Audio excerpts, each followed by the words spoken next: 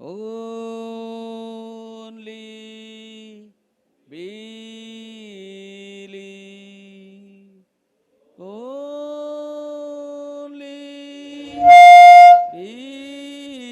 believe, all things are possible.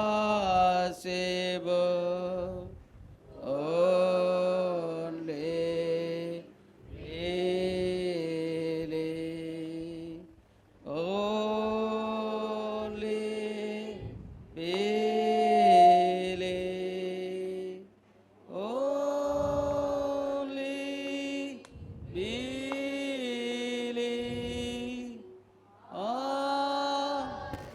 ఈ సమయంలో వాక్యాన్ని అందించడానికి వసంత్ వస్తారు. Only believe, Lord, I believe, Lord, I believe, all things are possible, Lord, I believe. Jesus is here. Jesus is here. All things are possible. Jesus is here. Jesus is here. Jesus is here. All things are possible. Jesus is here. Let's pray. మహాపరిశుద్ధుడైన దేవ, సర్వశక్తిమంతుడా, మహోన్నతుడా, గొప్ప దేవ, నిన్న నేడు నిరంతరము ఏకరీతిగా ఉన్నవాడా, మార్పు లేని తండ్రి, తరతరములకు యుగ యుగములకు దేవుడవు, మా రక్షకుడవు, విమోచకుడవు, నీ ప్రశస్తమైన రక్తము ద్వారా మమ్మల్ని కొన్నవాడవు. ఉదయకాల సమయంలో మరొకసారి నీ సన్నిధిలో మేము వచ్చి, ఓ దేవ, మిమ్మల్ని మహిమపరచుటకు, ఆరాధించుటకు, స్తుతించుటకు మేము వచ్చి ఉండగా పాటల ద్వారాను మహిమ పొందిన దేవుడవు. నిజంగా ఈ యొక్క గొప్ప ఆరాధన కొరకై నీకు వందనాలు. నీవు మా మధ్యలో ఉన్నావని వాగ్దానం చేసిన రీతిగా, ఉంటానని వాగ్దానం చేసిన రీతిగా ఈరోజు మా మధ్యలో నువ్వు వచ్చావని మా హృదయం దాన్ని చెప్పుచున్నది. మేము మిమ్మల్ని అనుభూతి చెందుతున్నాము. నీ యొక్క వాతావరణం ఇక్కడ ఉన్నది ప్రభువా. ప్రతి అవిశ్వాసమును, ప్రతి అపనమ్మకమును తీసివేయండి. నిన్ను గుర్తించలేని, అనుభూతి చెందలేని హృదయమును తీసివేదేవా. ఓ తండ్రి, మిమ్మల్ని కాంటాక్ట్ అవ్వగలిగే విశ్వాసమును మాకు దయచేయండి. ఓ దేవా, నీ యొక్క ప్రసన్నత, నీ యొక్క సన్నిధిలోనికి మేము వచ్చి ప్రతి ఒక్కరూ దేవ పరిశుద్ధాత్మతో నింపబడి నీ యొక్క స్వస్థతను పొందుకొని ఇక్కడ నుండి బయటికి వెళ్ళడం కృప చూపించు. ఈ సమయంలో వాక్యంలోనికి వెళ్తుండగా ప్రతి ఒక్కరిని స్వాధీనంలో ఉంచుకోనండి, నీ కంట్రోల్లో ఉంచుకోనండి.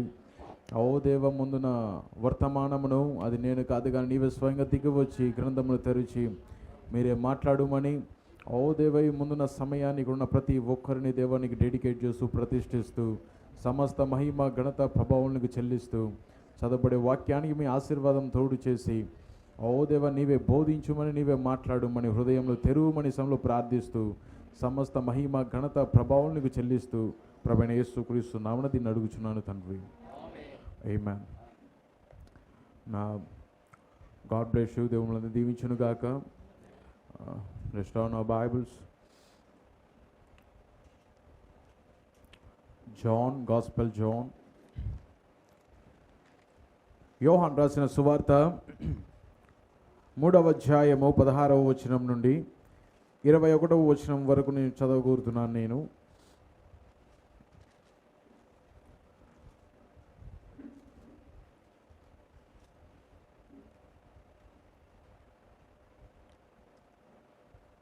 John chapter 3 verse 16 to 21.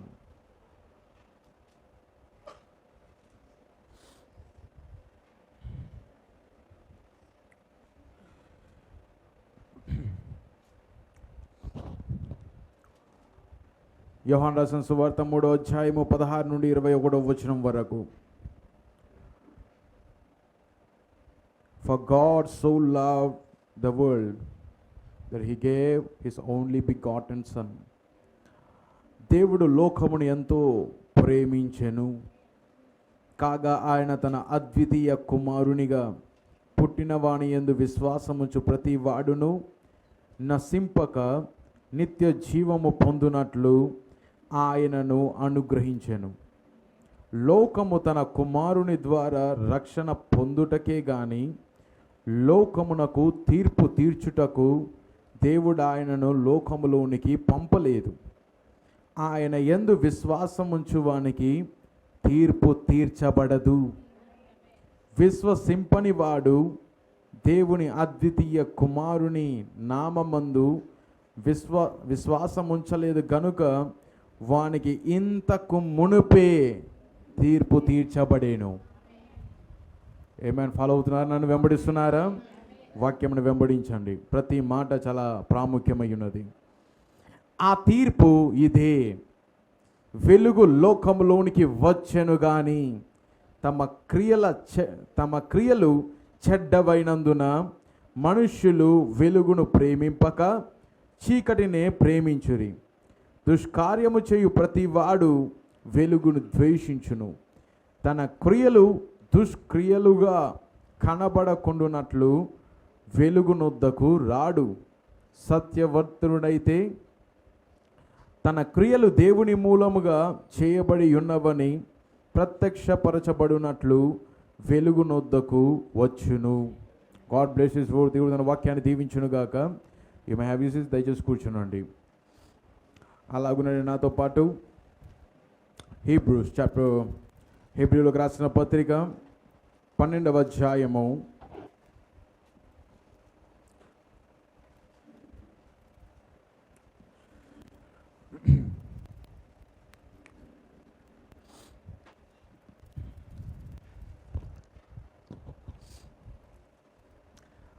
12 verse 3 3వ వచనం నుండి నేను చదవగూరుతున్నాను. నేను 12వ అధ్యాయము 3వ వచనము.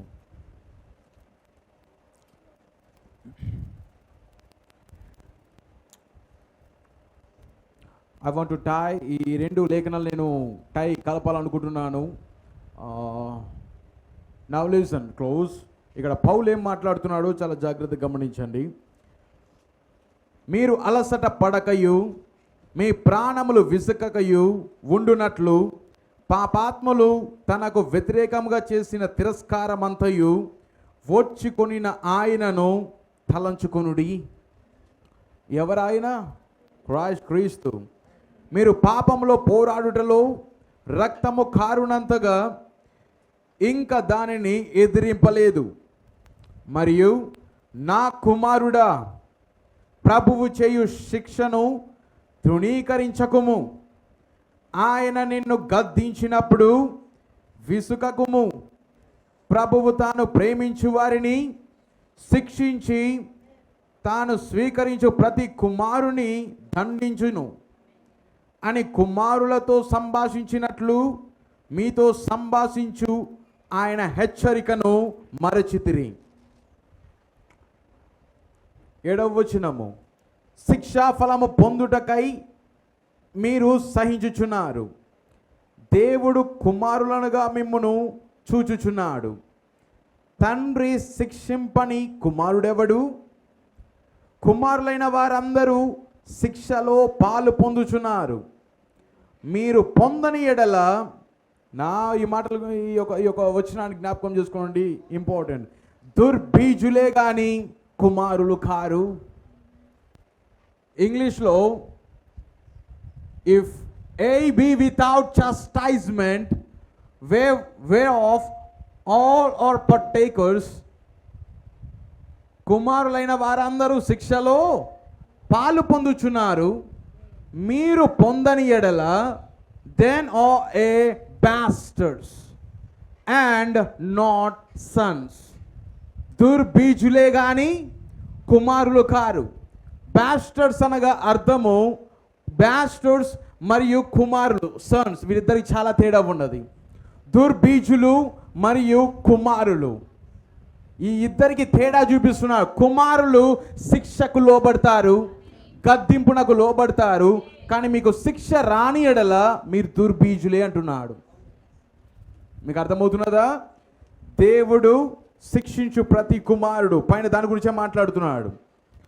దేవుడు 7వ వచనంలో శిక్షా ఫలము పొందుటకై మీరు సహించుచున్నారు. దేవుడు కుమారులుగా మిమ్మల్ని చూచుచున్నాడు. మనల్ని ఎలా చూస్తున్నాడు? సన్స్, మన కుమారులం, దేవునికి కుమారులుగా చూచుచున్నాడు. తండ్రి శిక్షింపని కుమారుడెవడు? ఆయన తండ్రి, మన కుమారులమై ఉన్నాం. కాబట్టి తండ్రి శిక్షింపని కుమారుడెవడు? ఎవ్వరు ఉండరు. ప్రతి తండ్రి తన కుమారుడిని శిక్షిస్తాడు. అలాగనే తండ్రి అయిన దేవుడు కూడా మనల్ని శిక్ష మార్గంలో నడిపిస్తున్నాడు. ఆమేన్. కుమారులైన వారందరూ శిక్షలో పాలు పొందుచున్నారు. మీరు పొందని ఎడల, అనగా మనకేం రావాలి? శిక్ష రావాలి. సరిదిద్దుబాటు అనేది కుమారులకు రావాలి. అలా రాని ఎడల ఏమంటున్నాడు? దుర్బీజులే గాని కుమారులు కారు. మరియు ఆమేన్, మరియు శరీర సంబంధులైన తండ్రులు మీకు శిక్షకులయ్యుండురి, వారి యందు భయభక్తులు కలిగి ఉంటిమి. అట్లయితే ఆత్మలకు తండ్రి అయిన వానికి మరి ఎక్కువగా లోబడి బ్రతకవలెను కదా.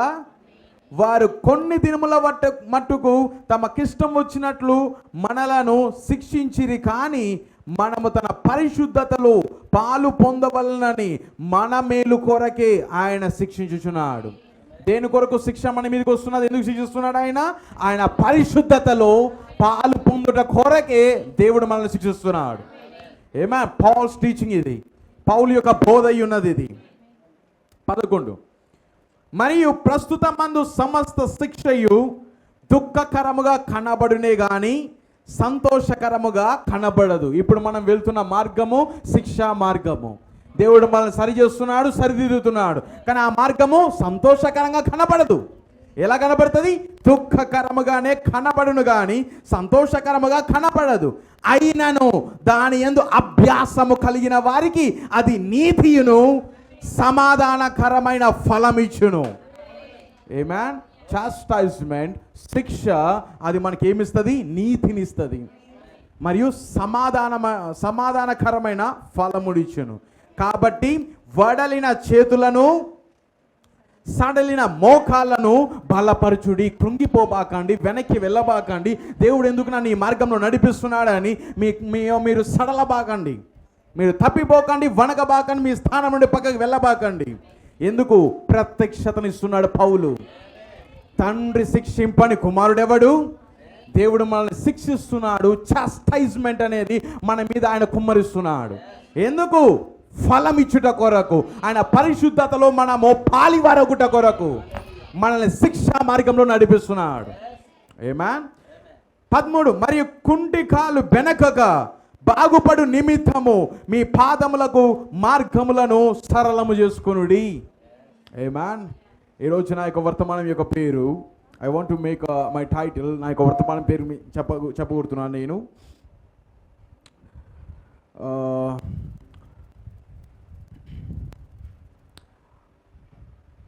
The two kinds of judgment.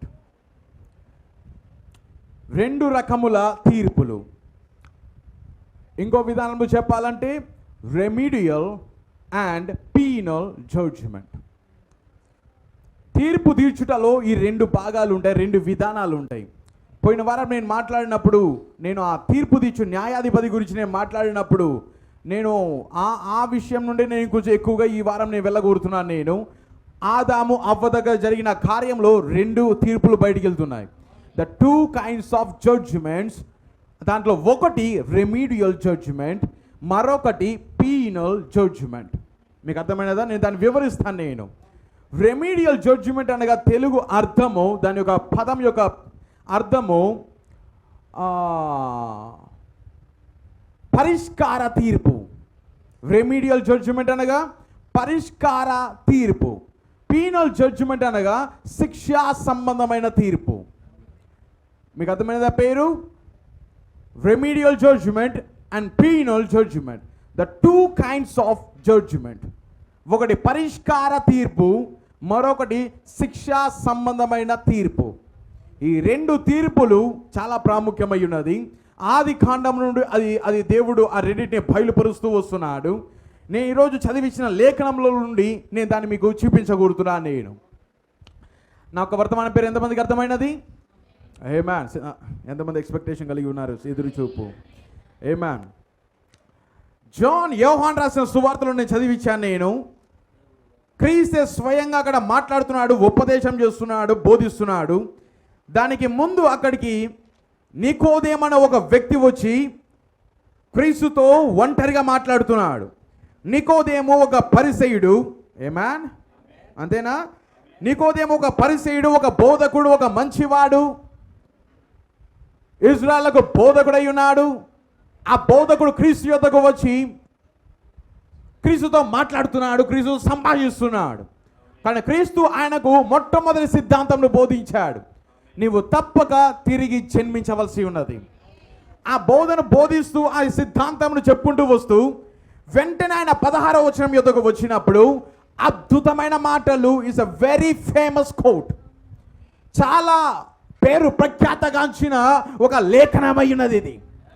సంఘ శాఖలు కావచ్చు, ప్రపంచమంతా కూడా సువార్త బోధించుటకు ఈ లేఖనాన్ని ఎక్కువగా ఉపయోగించేవారు. ఏ లేఖనమై ఉన్నది అది? దేవుడు లోకమును ఎంతో ప్రేమించెను. Yeah, that's right.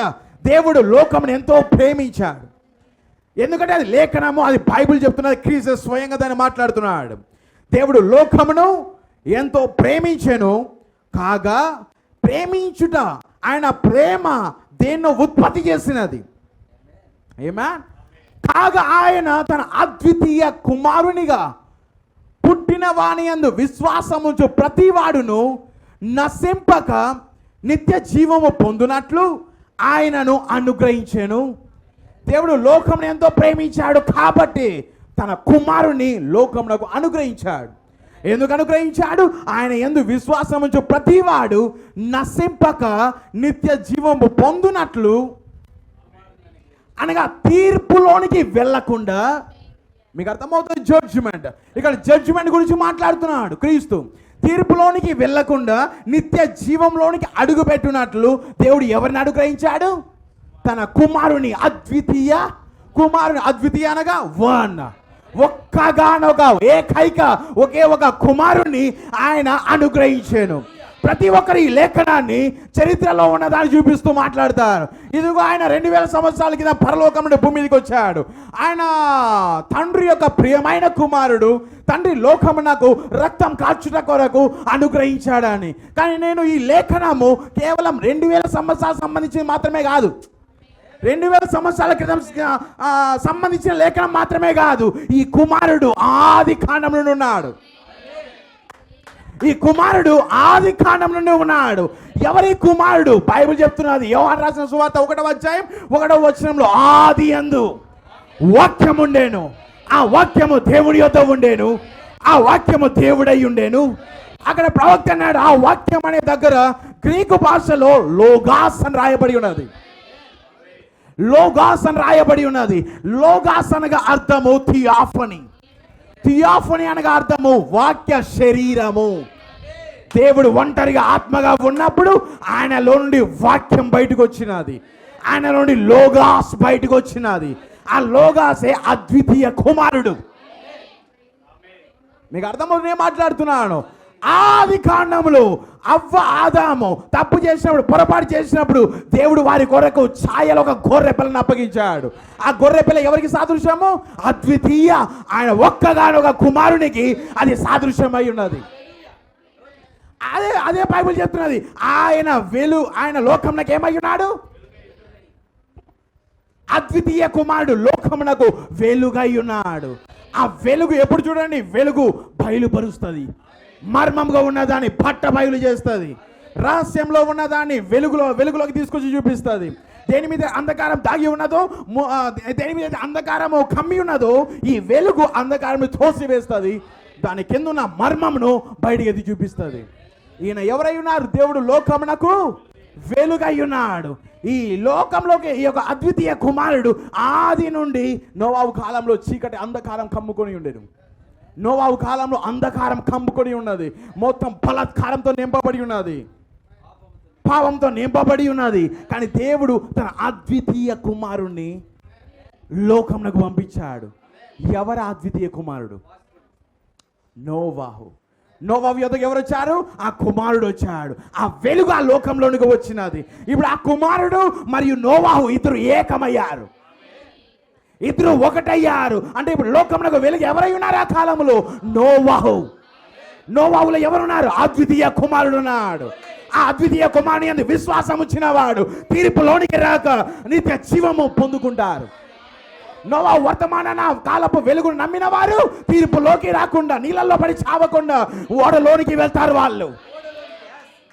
నోవాహును నమ్మిన వారు మాత్రమే నిత్య జీవం కలిగి ఉంటారు. ఎందుకు? ఆ కాలానికి అద్వితీయ కుమారుడు వెలుగు నోవాహు ఉన్నాడు. ఐగుప్తు దినంలో ఐగుప్తులో కూడా సేమ్ అంతే.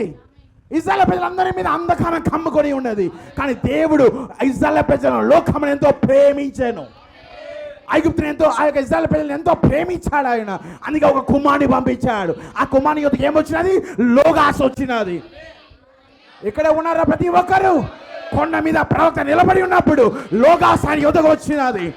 ఆ లోగాసే వాక్యం అయి ఉన్నది. ఆ వాక్యం మీద వచ్చి మోషేకి వచ్చి ఏం చెప్తున్నది? నేను నా ప్రజల ఏడుపును, కేకలను నేను విని నేను వచ్చాను. నేను ఇక్కడ ఎందుకు వచ్చాడు? ఆయన ప్రేమించాడు కాబట్టి, తన ప్రజలను ప్రేమించాడు కాబట్టి దేవుడు ఒక మార్గాన్ని పంపిస్తున్నాడు. ఆ లోగాస్ మరియు శరీరమైన మోషే ఇద్దరు ఏకమయ్యారు. ఇప్పుడు మోషే అక్కడికి వెళ్తున్నాడు. మోషే ఎవరక్కడ? అద్వితీయ కుమారుడు. మోషే మీద విశ్వాసం ఉంచిన వారు తీర్పులోనికి రాకుండా నిత్య జీవం పొందుకుంటారు. ప్రతి ఒక్కరు దీని 2000 సంవత్సరాల క్రితం ఉన్న క్రీస్తుని గురించి మాత్రమే అనుకుంటారు. లేదు లేదు లేదు, ఆది కాండం నుండి ఆయన తన అద్వితీయ కుమారుణ్ణి పంపిస్తూనే వస్తున్నాడు. 2000 సంవత్సరాల క్రితం పాత నిబంధన. నాకు చెప్పండి, 2000 సంవత్సరాల తర్వాత కూడా అద్వితీయ కుమారుడు లేడా? Just tell me. ఇదే క్రీస్తు, ఇదే అద్వితీయ కుమారుడు. ఈ మేఘం కాదా?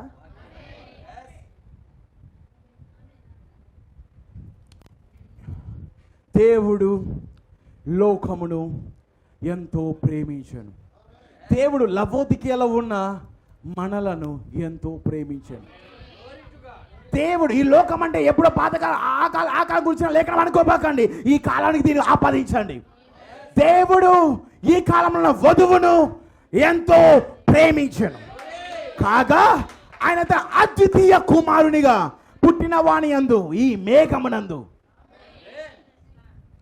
మేఘమునందు విశ్వాసం ఉంచిన వాడు, అంతేనా? విశ్వాసం ఉంచు ప్రతివాడు నశింపక నిత్య జీవం పొందినట్లు ఆయనను అనుగ్రహించాను. ఇది ఎవరు చెప్పండి నాకు? క్రైస్ట్ కదా, ద సుప్రీం జడ్జ్, సర్వోన్నతమైన న్యాయాధిపతి. అది క్రీస్తు అయి ఉన్నాడు. అది సన్, అది సూర్యుడు, అది కుమారుడు. ఎందుకు వచ్చాడు ఆయన? లోకమును ఎంతో ప్రేమించాడు. వారి తీర్పులోనికి పడకుండా వారిని నిత్య జీవంలో నడిపించడం కొరకు ఈ అద్వితీయ కుమారుడు మన యొద్దకు వచ్చాడు. క్రీస్తును శరీరంలోనికి వాక్యం శరీరధారి అయినది. 2000 సంవత్సరాల క్రితము క్రీస్తును శరీరంలోనికి అద్వితీయ కుమారుడైన వాక్యం లోగాస్ ఇద్దరు ఏకమయ్యారు. సేమ్ ఇలాగున అలాగునని ఈరోజు ప్రవక్తను శరీరంలోనికి ఈ లోగాస్, నేను దీన్ని లోగాస్ అంటున్నాను, నేను దీన్ని థియాఫనీ అంటున్నాను. ఆది కాండంలో 1వ అధ్యాయంలో వెలుగు కలుగునుగా కానీ పలికిన అదే స్వరం, అదే దేవుడు. ఇది కాదా? ఈయన ప్రవక్త ఇద్దరు ఏకమయ్యారు. ఎందుకు ఏకమవుతున్నారు? వధువును నశింపకుండా, వారు నశించిపోకుండా నిత్య జీవంలోకి అడుగుపెట్టినట్లు దేవుడు మనల్ని ఎంతో ప్రేమించాడు. తన అద్వితీయ కుమారుణ్ణి ఈ కాలంలో 7వ ముద్రను మనకు అనుగ్రహించాడు. ఏమాన్. ఆ తర్వాత చూద్దాం కింద. బ్రదర్, ఈ కుమారుడి గురించి ఆది కాండం నుండి ప్రకటించబడుతున్నదా? ప్రవచనము ద్వారా దేవుడు స్వయంగా అవ్వ యొద్దకు వచ్చాడు, వారి యొద్దకు వచ్చాడు. నేను నీకు ఒక సంతానం ఇస్తానన్నాడు. అది ఎవరి గురించిన లేఖనం? అది అద్వితీయ కుమారుడు. గాడ్ హిమ్సెల్ఫ్, దేవుడే స్వయంగా ఇప్పుడు నిబంధన ఎవరో కాదు, నిబంధన చెయ్యువాడే అక్కడ నిబంధన. వాగ్దానం ఎవరో కాదు, వాగ్దానం చెయ్యువాడే వాగ్దానం అయ్యున్నాడు. వాగ్దానం ఎవరు చేస్తున్నారో ఆయన వాగ్దానంగా ఇస్తున్నాడు. నేను నీకు ఇచ్చే వాగ్దానం అది ఎవరో కాదు, నేనే. గుర్తుపెట్టుకోండి, మొట్టమొదటి బయలుపాటు ఏమని చెప్పబడుతున్నది? సంతానము అని చెప్పబడింది. అంతేనా? ఆ సంతానం ఎలాగొస్తుందో చెప్పలేదు, ఎక్కడ రాయబడలేదు. ఆ తర్వాత అబ్రహాం యొద్దకు వచ్చాడు అదే దూత, అదే దేవుడు అబ్రహాం యొద్దకు వచ్చి నేను నీకు ఒక సంతానాన్ని ఇస్తానన్నాడు. సంతానం అనే చెప్పాడు అంటున్నారా? ఆ తర్వాత దావీదు యొద్దకు వచ్చి నేను నీకు ఒక సంతానాన్ని ఇస్తాను, ఒక సీడ్, ఒక విత్తనాన్ని నేను నీకు ఇస్తాను, నేను నీ సంతానం అన్నాడు. కానీ ఆ సంతానము ఎలా వస్తుందో చెప్పలేదు. ఆ సంతానము ఆడనా మగనా? సంతానం అంటే ఎవరైనా ఉండొచ్చు కదా. సంతానం అంటే మేల్ అన్న ఉండొచ్చు, బాయ్ అన్న ఉండొచ్చు, గర్ల్ అన్న ఉండొచ్చు. కానీ పురుషుడా స్త్రీ అనేది అక్కడ చెప్పలేదు అక్కడ. కానీ ఫస్ట్ టైం యెషయా దగ్గరకు ఒక ఆయన వచ్చాడు. యెషయా యొద్దకు బయలుపాటు మర్మం తెరవబడినది. మొట్టమొదటిసారి అక్కడ అవ్వ దగ్గర ఆ మర్మం చెప్పలేదు, అక్కడ అబ్రహాం దగ్గర ఆ మర్మాన్ని తెరవలేదు, ఆ తర్వాత దావీదు దగ్గర ఆ మర్మాన్ని తెరవలేదు. కానీ యెషయా వచ్చినప్పుడు ఇదిగో కన్యక, ఫస్ట్ టైం మొట్టమొదటిసారి కన్యకలో నుండి ఆ విత్తనం రాబోతున్నదని యెషయా బయలుపరిచాడు. అంతవరకు లైంగిక చర్య వల్ల ఎలా వస్తాడో ఏమో, అది అంతయు అది మిస్టరీగా ఉన్నదా, అది దేవుని మనసులో మర్మంగా ఉన్నదా అది. కానీ మొట్టమొదటిసారి యెషయా వచ్చి అతను లైంగిక చర్య వల్ల రావడం లేదు, కన్యక గర్భవతి కుమారుడు కనును అని ఒక మర్మమును తెరిచాడు. వెంటనే మనకు కుమారుడు అనుగ్రహించబడేను. కుమార్తె అనలేదు, కుమార్తె అని చెప్పలేదు, కుమారుడు. కన్యక అని చెప్పాడు, వెంటనే కుమార్తె కాదు కుమారుడు, మనకు కుమారుడు అనుగ్రహించబడేను. బ్రదర్, మర్మము ఒక్కొక్క టైంకి ఒక్కొక్క సమయానికి అది ఎక్కువగా బయలుపరచబడుతూ ఉన్నది, మర్మం తెలియబడుతూ ఉన్నది.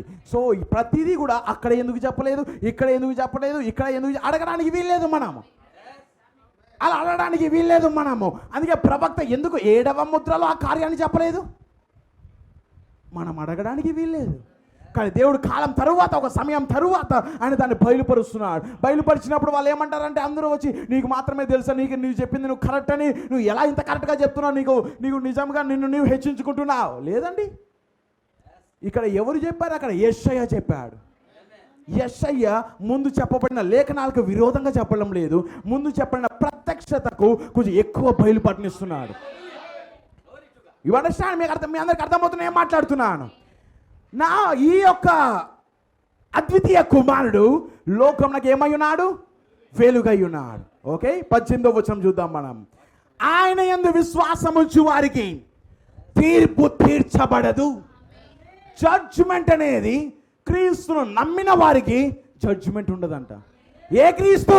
ఈ మేఘం. అక్కడ చూడబాకండి, 7వ ముద్రను నమ్మిన వారు తీర్పులోనికి రారు. 7వ ముద్ర ఏమై ఉన్నది?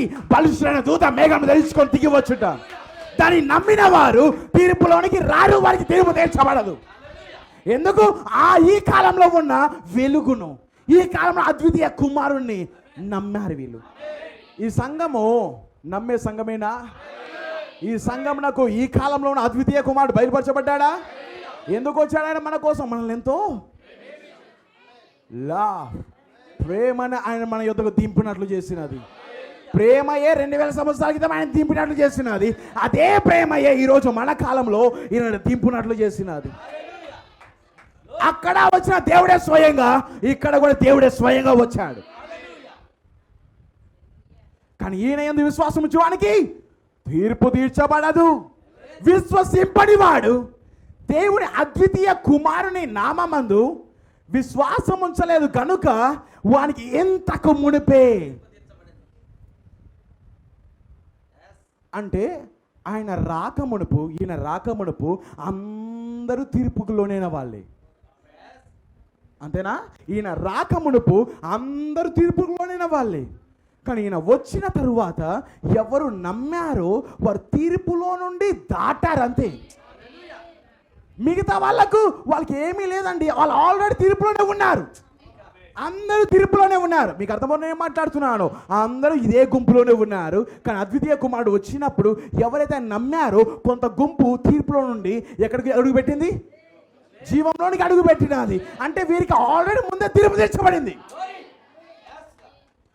ఇక్కడ కృప అంటే ఏంటంటే, మెర్సీ అంటే ఏంటంటే, నిత్య జీవం అంటే ఏంటంటే ఆ కాలంలో వచ్చే వెలుగును విశ్వసించి దాటుటయే నిత్య జీవం. మీకు అర్థమవుతున్నదా? మిగిలిన వాళ్ళకి తెలియదు, వాళ్ళు ఇలాగున్నారు, వాళ్ళు నమ్మడం లేదంటే వాళ్ళు ఆల్రెడీ అందరితో పాటే శిక్షలో ఉన్నారు వాళ్ళు ఆల్రెడీ. కానీ కొంతమంది నమ్మి బయటకు వస్తున్నారు, కొంతమంది వెనకాలే ఉన్నారు. అందుకే బైబిల్ ఏం చెప్తున్నది? వారికి ఇది వరకే తీర్పు తీర్చబడాను. కానీ నమ్మిన వారు తీర్పులో నుండి నిత్య జీవంలోనికి, మరణంలో జీవంలోనికి దాటి ఉన్నారు వాళ్ళు. మీకు అర్థమవుతున్నాయి మాట్లాడుతున్నాను. ఇప్పుడు ఆ తీర్పు ఏంటో చూద్దాం. ఆ తీర్పు ఇదే 19వ వచనం. వెలుగు లోకంలోనికి వచ్చెను గాని పగలు కాదు, రాత్రి కాదు, అస్తమయ కాలమున వెలుతురు కలుగును. జకర్యా గ్రంథంలో చెప్పబడినదా? అస్తమయ కాలములో వెలుతురు కలుగును. ఈ కాలంలో, అది ఈ కాలం గురించిన ప్రవచనమేనా? It's a prophecy for this day. ఈ కాలం యొక్క ప్రవచనమై ఉన్నది అది. ఈ కాలంలో కూడా ఆ వెలుగు, సాయంకాలపు వెలుగు వచ్చి ఉన్నది. చీకటి రాబోతున్నది, చీకటి రాబోతున్నది, పగలు అయిపోయినది. ఇప్పుడు ఎక్కడ ఉన్నామంటే కరెక్ట్గా పగటికి రాత్రికి మధ్యలో జంక్షన్లో ఉన్నాం మనం. రాత్రి ఏంటో కాదు, 6వ ముద్ర. 6వ ముద్రలో ఏం జరగబోతున్నది? తీర్పులు కుమ్మరించబడబోతున్నాయి. అంధకారము, ఆ యొక్క కటిక చీకటి భూమి మీదకి తీర్పులు రాబోతున్నాయి. కానీ దానికి దీనికి మధ్యలో అస్తమయ కాలమున వెలుతురు కలుగును. ఆ వెలుతురు ఎవరిలో నుండి వస్తున్నది? అది ప్రవక్తలో నుండి వస్తున్నది. అది మీకు అర్థమవుతుంది నేను మాట్లాడుతున్నాను. ఆ తీర్పు ఇదే. లోకంలోనికి వెలుగు వచ్చాను. ఇప్పుడు వచ్చినదా? ఎంతమంది చూసారు ఆ వెలుగును? కానీ తమ క్రియలు చెడ్డవైనందున మనుషులు వెలుగును ప్రేమింపక చీకటినే ప్రేమించురి. ప్రవక్త వర్తమానం తీసుకొచ్చినప్పుడు ఈ లోకంలో ఎంతమంది నమ్మారు? ఎంతమంది ఆ వెలుగును వెంబడించారు? ఎంతమంది ఆ వెలుగును ప్రేమిస్తున్నారు? ఎవ్వరూ ప్రేమించడం లేదు. సత్యమును ఎవ్వరు ప్రేమించడం లేదు. ప్రతి ఒక్కరూ చీకటినే ప్రేమించురి, బయటికి వెళ్ళిపోయారు. దుష్కార్యము చేయు ప్రతి వాడు వెలుగును ద్వేషించును, తన క్రియలు దుష్క్రియలుగా కనపడకున్నట్లు వెలుగు నొద్దకు రాడు. మీ అందరికీ ఇప్పుడు అర్థమైనది. జడ్జిమెంట్లోనికి, తీర్పులో నుండి కృపలోనికి దాటాలంటే ఒకటి మార్గం, కృప. అది అద్వితీయ కుమారుని యందు విశ్వాసం ఉంచుట. ప్రతి కాలంలోనూ అద్వితీయ కుమారుడు వస్తున్నాడు. నోవాహు కాలంలోను, మోషే కాలంలోను, అబ్రహాము కాలంలోను వచ్చాడా? ప్రతి కాలంలోనూ అద్వితీయ కుమారుడు వస్తూనే ఉన్నాడు. ఈ కాలంలో కూడా అద్వితీయ కుమారుడు క్రీస్తు వచ్చాడు. దాని యందు విశ్వసింపని వాడు తీర్పులోనికి వెళ్తున్నాడు. అంటే ఇప్పుడు రెండు ఉన్నాయి చూడండి. ఒకరేమో కృపలోనికి దాటుతున్నారు, ఒకరికేమో తీర్పు ప్రకటించబడినది. ఒక గుంపేమో తీర్పు, ఒక గుంపేమో కృప. కానీ ఒక గుంపు చూడండి, తీర్పులోనికి వెళ్ళిన గుంపు, అదే పీనల్ జడ్జిమెంట్ అంటున్నాను. అదే శిక్షా సంబంధమైన తీర్పు ఆల్రెడీ వారి మీదకి రాబోతున్నది. కొంచెం నేను లోతుగా వెళ్తాను, మీకు మీకు మీకు అది క్లియర్గా అర్థమవుతుంది ఏం జరగబోతున్నదో ఇప్పుడు. Now understand something.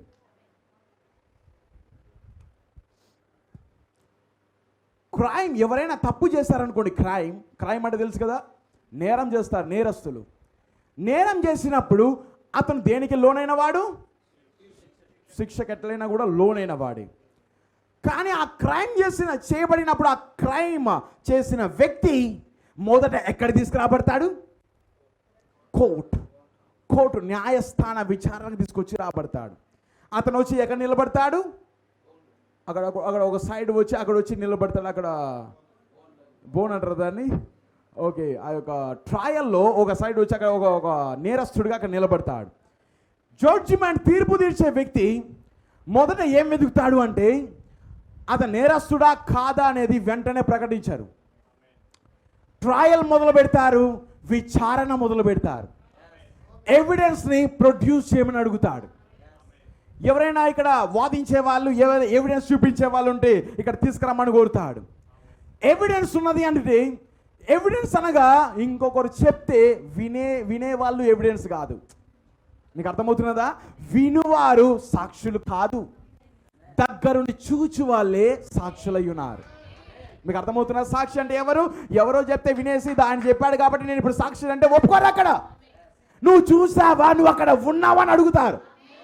అంతేనా? జడ్జిమెంట్లో అక్కడ అడిగేవారు, ఎవిడెన్స్ అడిగేవారు. అందుకే యెహోవా సాక్షులు అంటే వినేవారు కాదు. బైబిల్ గురించి యెహోవా సాక్షులు అంటే ఏమై ఉండాలి? యెహోవాను చూచిన వారై ఉండాలి. నేను ప్రతిసారి చెప్తుంటాను, మనమే నిజమైన యెహోవా సాక్షులం. ఎందుకు? మనం యెహోవాను చూచాం. మనము ఎక్కడ చూచాం? విలియం బ్రెన్హామ్ ఆయన నేను యెహోవాను చూచా. నేను we are the witness of Jehovah. యెహోవా యొక్క సాక్షులం మనము. సాక్షి అంటే వినువారు కాదు, సాక్షి అంటే చూచువారు. నువ్వు చూచావా అన్నప్పుడు అతను ఒకవేళ నేను అక్కడే ఉన్నాను, అతను చంపేటప్పుడు అతన్ని నా కన్నారా నేను చూసినప్పుడు కొంతమంది అబద్ధ సాక్ష్యాన్ని కూడా పలుకుతారు. చూడకపోయినా అక్కడ లేకపోయినా నేను అక్కడ ఉన్నానని చెప్తారు. ఇంకా వారికి ఏం కావాలంటే ఇంకా అసలైన రుజువు కావాలి. ఏదైనా వీడియో ఉందా, లేకపోతే ఏదైనా చూచావా, లేకపోతే ఇంకా ఏమంటే బలమైన ఆధారాలు కావాలి.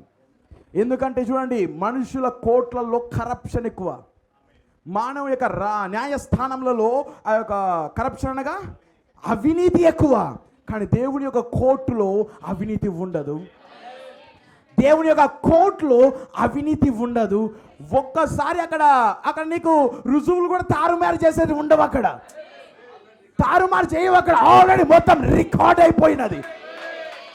ఫైల్స్ లైబ్రరీలో అంతా రికార్డ్ చేయబడినది. నువ్వు తీర్పు దినమున అక్కడికి వచ్చి నిలబడినప్పుడు రికార్డ్ అంటాడు. ఎవరిని అడగడా ఆయన? రికార్డ్ అంటాడు, రికార్డ్ చూస్తాడు, వీడియో చేస్తాడు.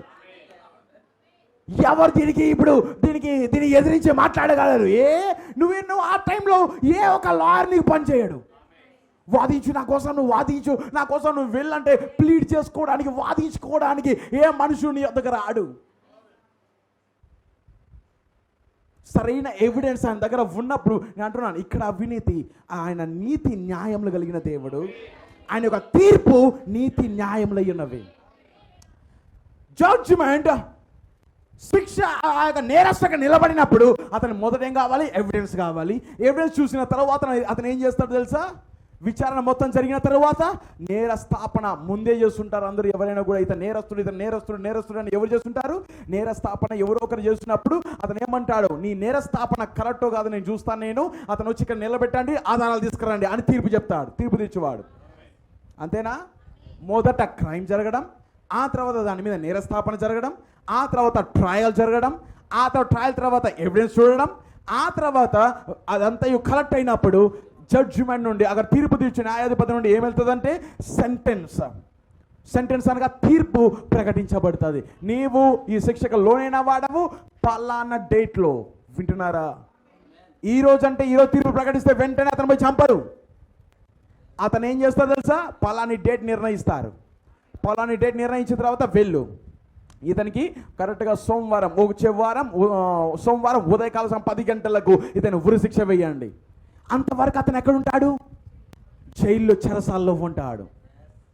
ఎంత పెద్ద ప్రాసెస్ తెలుసా ఈ యొక్క జడ్జిమెంట్, డివైన్ జడ్జిమెంట్ ప్రాసెస్. మీకు అర్థమవుతుంది? ఒకటి తర్వాత ఒకటి. ఎప్పుడు ఒక గ్యాప్ వస్తుంది. మళ్ళీ అంతవరకు ఎక్కడ ఉంటాడు? అతను జైల్లో ఉంటాడు. ఆ తర్వాత ఒక టైం వచ్చిన తర్వాత అతని మీద తీర్పు వస్తుంది, ఉరిశిక్ష విధిస్తాడు. నేను ఈ వారము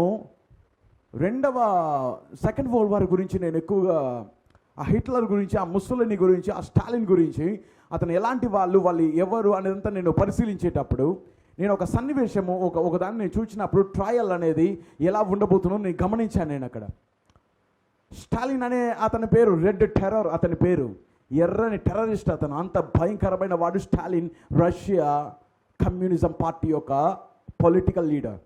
ఎంతమంది తెలుసు అది? ఇవన్నీ చాలా ప్రాముఖ్యమై ఉన్నది. ఆ తర్వాత హిట్లర్ జర్మనీ యొక్క నాజీ పార్టీ పొలిటికల్ లీడర్. ఆ తర్వాత ముస్సోలినీ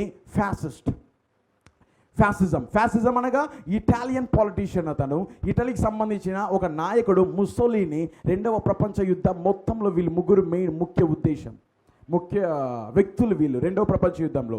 ఆ టైంలో నేను హిట్లర్కి సంబంధించిన కొన్ని కార్యాలను చూసేటప్పుడు హిట్లర్ ఏం చేసేవాడంటే యూదులందరినీ కూడా, యూదులు అంటే అతనికి అసహ్యం. యూదులు అంటే అతనికి ద్వేషం. బైబిల్ ఆల్రెడీ చెప్పబడినది, అన్య జనుల ద్వారా నీవు ద్వేషించబడతావని.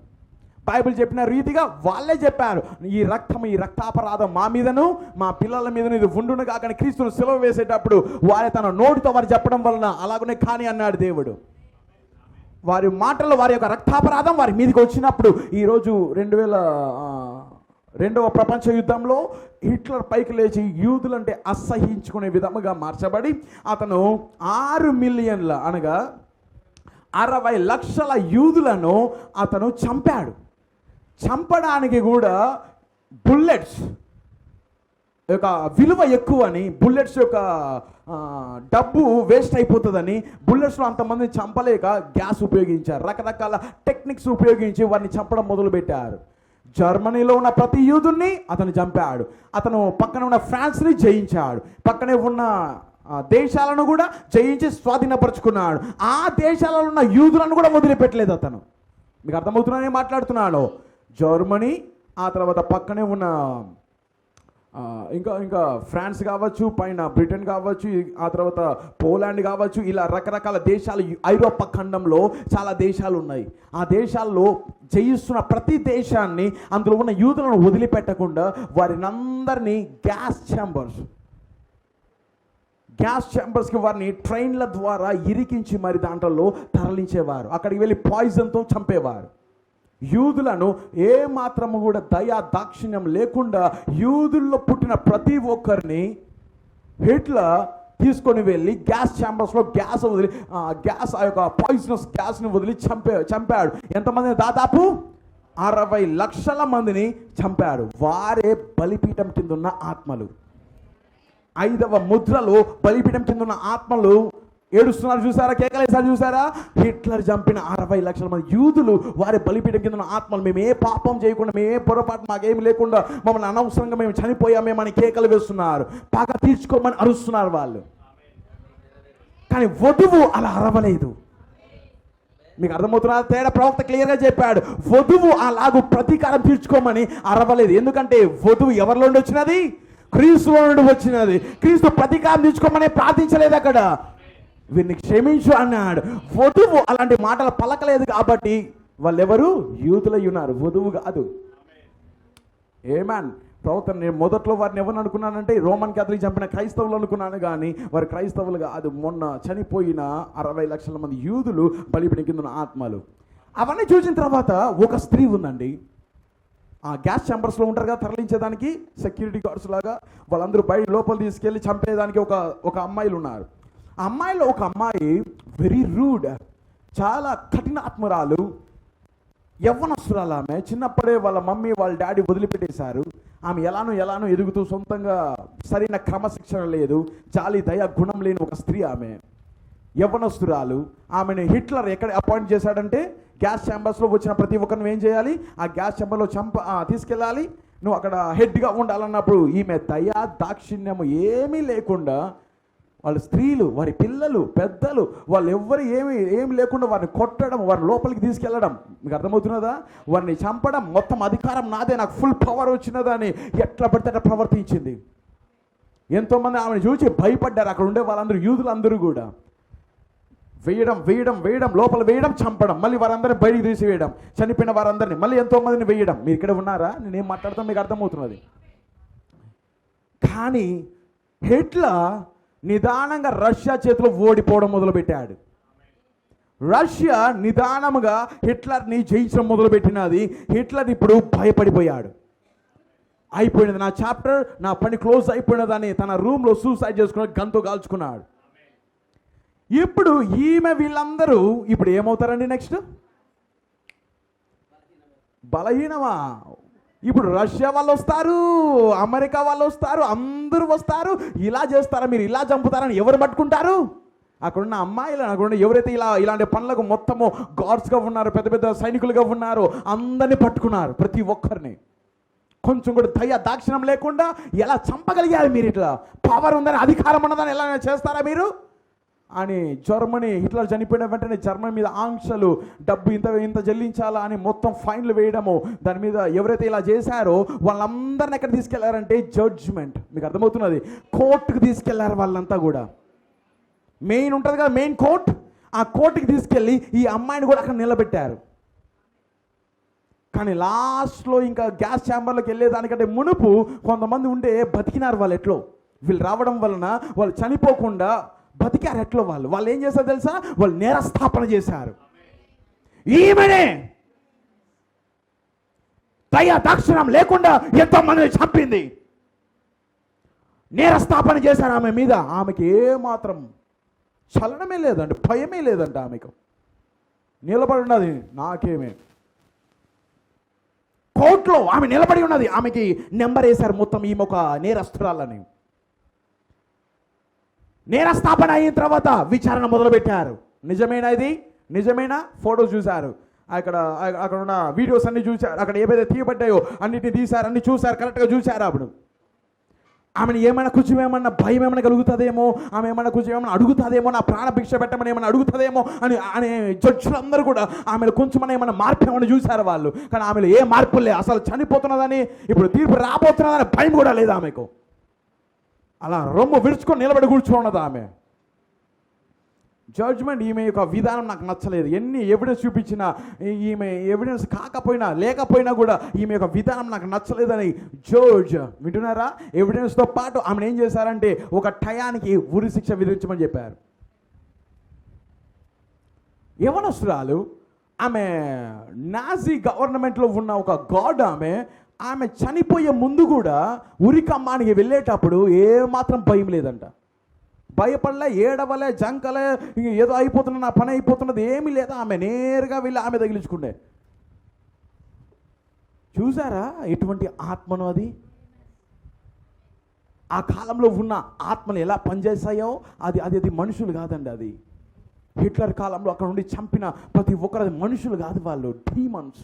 ప్రవక్త అన్నాడు 2000 కోట్ల దయ్యాలు పాతాళం నుండి బయటకు వచ్చాయి. అవి కనికరమే లేకుండా నా సహోదరుడు, నాలాంటి ఒక మనుష్యుడు, అతను ఎలా చనిపోతున్నాడు, రేపు నేను కూడా చనిపోతాననే మైండ్ కూడా లేకుండా దయ్యాలు అలా నింపబడ్డాయి వారిలో. కొన్ని కోట్ల మంది చనిపోయారు. వాళ్ళు ఎలాగైతే చంపారో అదే శిక్ష, అదే మరణం ఇప్పుడు వీరికి కూడా వచ్చినది. ఆమె వెళ్ళి నేను అక్కడ గమనించినప్పుడు ఆమెకు ఒక వారం రోజులు టైం గడువిచ్చారు. గడువనగా ఒకరి తర్వాత ఒకరిని కొంచెం వేయడానికి ఒక టైం తీసుకొని ఈమె ఒక ప్లాన్ డేట్లో ఈమెను కరెక్ట్గా వెళ్ళి ఉరి శిక్ష వేసేయండి అనేసి. ట్రయల్ మీకు అర్థమైనదా? మొదట నేరస్థాపన జరగాలి, మీకు అర్థమవుతున్నది. కానీ బైబిల్ ప్రకారంగా మొదట నేరస్థాపన రావాలి అంటే మొదట వెలుగు రావాలి. వెలుగు వస్తేనే అది తప్పించుకునే మార్గం. అది ఎప్పుడైతే ఆ మార్గాన్ని తృణీకరిస్తారో ఇతను దేనికి లోనైన వాడు, తీర్పుకు లోనైన వాడు. తీర్పుకు లోనైన వాడైతే ఏం జరుగుతుంది? అక్కడ నేరస్థాపన జరుగుతుంది. నేరస్థాపన అయిపోయిన వెంటనే జడ్జిమెంట్, ఇన్వెస్టిగేషన్ జడ్జిమెంట్ జరుగుతుంది. ఇన్వెస్టిగేషన్ జడ్జిమెంట్లో అక్కడ తీర్పు ప్రకటించబడుతుంది. తీర్పు ప్రకటించబడిన తరువాత బంధించబడతారు ఒక వారం రోజులు. బంధించబడిన తరువాత అప్పుడు తీర్పు వారి మీద కుమ్మరించబడుతుంది. అదే ప్యాటర్న్ బైబిల్లో చూడండి, ఈ కాలంలో చూడండి. ఈయన సుప్రీం జడ్జి కాదా? సుప్రీం జడ్జి అయినా, కానీ ఈయన వెలుగయ్యున్నాడు, తప్పించుకునే మార్గం అయ్యున్నాడు. ఈ లోకంలో అద్వితీయ కుమారుడై ఉన్నాడు. ఈ కుమారుని యందు విశ్వాసం వచ్చిన వారు తీర్పులోనికి రాకుండా ఎక్కడికి వస్తారు? జీవంలోనికి అడుగు పెడతారు. కానీ రాని వాళ్ళు ఉన్నారు కదా, రాని వాళ్ళు దేనికి లోనైన వారు తీర్పుకు లోనైన వారు. కానీ వెంటనే ఎంతమంది సంఘ శాఖలు అందరూ ఈ లోకమంతా ఈయన ఏమన్నది, ఇది క్రీస్తు కాదు, ఇది రాకెట్ ఫ్యూయల్ వల్ల వచ్చిన మేఘం, ఇది అంత అబద్ధ ప్రవక్త, బ్రెన్హామ్ ఒక అబద్ధ బోధకుడు అని లోకమంతా చెప్పినది. దాని అర్థం ఏమైనదండి? ప్రతి ఒక్కరు వెలుగును ప్రేమింపక చీకటిని ప్రేమిస్తున్నారు. మంచి ఆరాధనను ఎవరు ప్రేమించడం లేదు. ఆత్మతో కూడిన ఆరాధనను ఎవరు ప్రేమించడం లేదు. రాక్ అండ్ రోల్ మ్యూజిక్, బాగా డిస్కో డ్యాన్స్ లాగా ఉండే మ్యూజిక్ని ఈరోజు సంఘ శాఖలు ఇష్టపడుతున్నారు. వెలుగును ప్రేమించడం లేదు, వారు అంధకారాన్ని ప్రేమిస్తున్నారు. వాళ్ళు ఫస్ట్ టైం ప్రవక్త 1956లో ఎల్విస్ ప్రెస్లీ, ఒక rock and roll music player, అతను ఒక ఫేమస్ సింగర్. అతను ఏ ఆత్మతో నింపబడ్డాడు తెలుసా? లోకంలో ఉన్న బీట్స్, లోకంలో ఉన్న సంగీతము దాన్ని ఉపయోగించి ఏ పాటలు పాడేవాడు?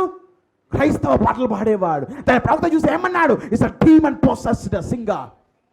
దయ్యం చేత నింపబడిన ఒక పాట పాడే ఒక వ్యక్తి అతను. ఆరాధన ఎలాగుండాలంటే లోక సంబంధమైన సంగీతము దేవుని మందిరంలో ఉండకూడదు. అక్కడ ఉన్న డిస్కో డాన్సర్ బీట్స్ కానీ, అక్కడ ఉన్న సినిమా టైప్లో ఉన్న సంగీతము, పాటలు, విధానము ఇక్కడ దేవుడి యొక్క ఇంట్లో ఉండకూడదు. ప్రవక్త దాన్ని ఖండించాడు. పాత పాటలు ఎంత మధురమైనవి అన్నాడు ఆయన. పాత ఇంగ్లీష్ పాటలు, Amazing grace, how sweet the sound that saved a wretch like me. ఎలాంటి పాట అది? ఎంత అద్భుతమైన కృప, నా వంటి మూర్ఖుడిని అది రక్షించాను.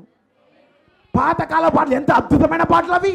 ఈరోజు ఎల్విస్ ప్రెస్లీ లాంటి వాళ్ళ సింగర్స్ అందరూ వచ్చి దేవుని యొక్క ఆరాధనను పాడు చేస్తున్న వారు దయ్యం పట్టిన వారు అన్నాడు. లోకమును ప్రేమిస్తున్నారు అందరూ, వెలుగును ప్రేమించలేదు కానీ చీకటి అంధకారాన్ని ప్రేమిస్తున్నారు. వారికి సినిమా లాంటి ఆ పాటలు ఉంటే వారికి బాగా ఇష్టం. లోక సంబంధమైన, అందుకంటున్నాడు వీరిని ఎవరు ప్రేమించలేదండి. ప్రవక్త వర్తమానాన్ని ఎవరు ప్రేమించలేదు, లోకమును వెలుగుని ఎవరు ప్రేమించలేదు, అంధకారాన్ని ప్రేమిస్తూ వెళ్ళారు. లోకంలో ఎంటర్టైన్మెంట్ ఎక్కువ, మూవీస్ చూడొచ్చని ఈరోజు ఎవరు చెప్తారంటే ఓ సేవకులు చెప్తూ ఉంటారు సంఘంలో. ఏం కాదు, అదేం కాదు, మూవీస్ చూడొచ్చు, నువ్వు సినిమాలకి వెళ్ళొచ్చు, మంచి ఉంటుంది చెడు ఉంటుంది, నువ్వు ఏదైనా చూడొచ్చు, నువ్వు వెళ్ళొచ్చు. ప్రవక్త వర్తమానాన్ని ద్వేషించి చీకటిని ప్రేమించే వారు ఎక్కువయ్యారు. ఎప్పుడైతే వారు ద్వేషించారో, తిరస్కరించారో, ప్రవక్త ఏ వర్తమానం బోధించాడు? నేర స్థాపన అనే వర్తమానం బోధించాడు. ఎప్పుడైతే వీరు ప్రవక్త వర్తమానాన్ని తిరస్కరించారో, ద్వేషించాడు, ప్రవక్త నేను ఈ యొక్క లోకం మీదకి, అమెరికా మీదకి, ప్రపంచం అంతటి మీద నేను నేర స్థాపన చేస్తున్నాను. ఈ అద్వితీయ కుమారుని వాళ్ళు తృణీకరిస్తున్నారు. బయలుపరచబడిన వర్తమానాన్ని సంఘ శాఖలు అందరూ ద్వేషిస్తున్నారు, చీకటిని ప్రేమిస్తున్నారని ప్రవక్త నేర స్థాపన చేశాడు. వెంటనే దేవుడు దిగొచ్చాడు, జడ్జిమెంట్ తీర్పు తీర్చి న్యాయాధిపతిగా వచ్చాడు. నేర స్థాపన చేశాడు ప్రవక్త.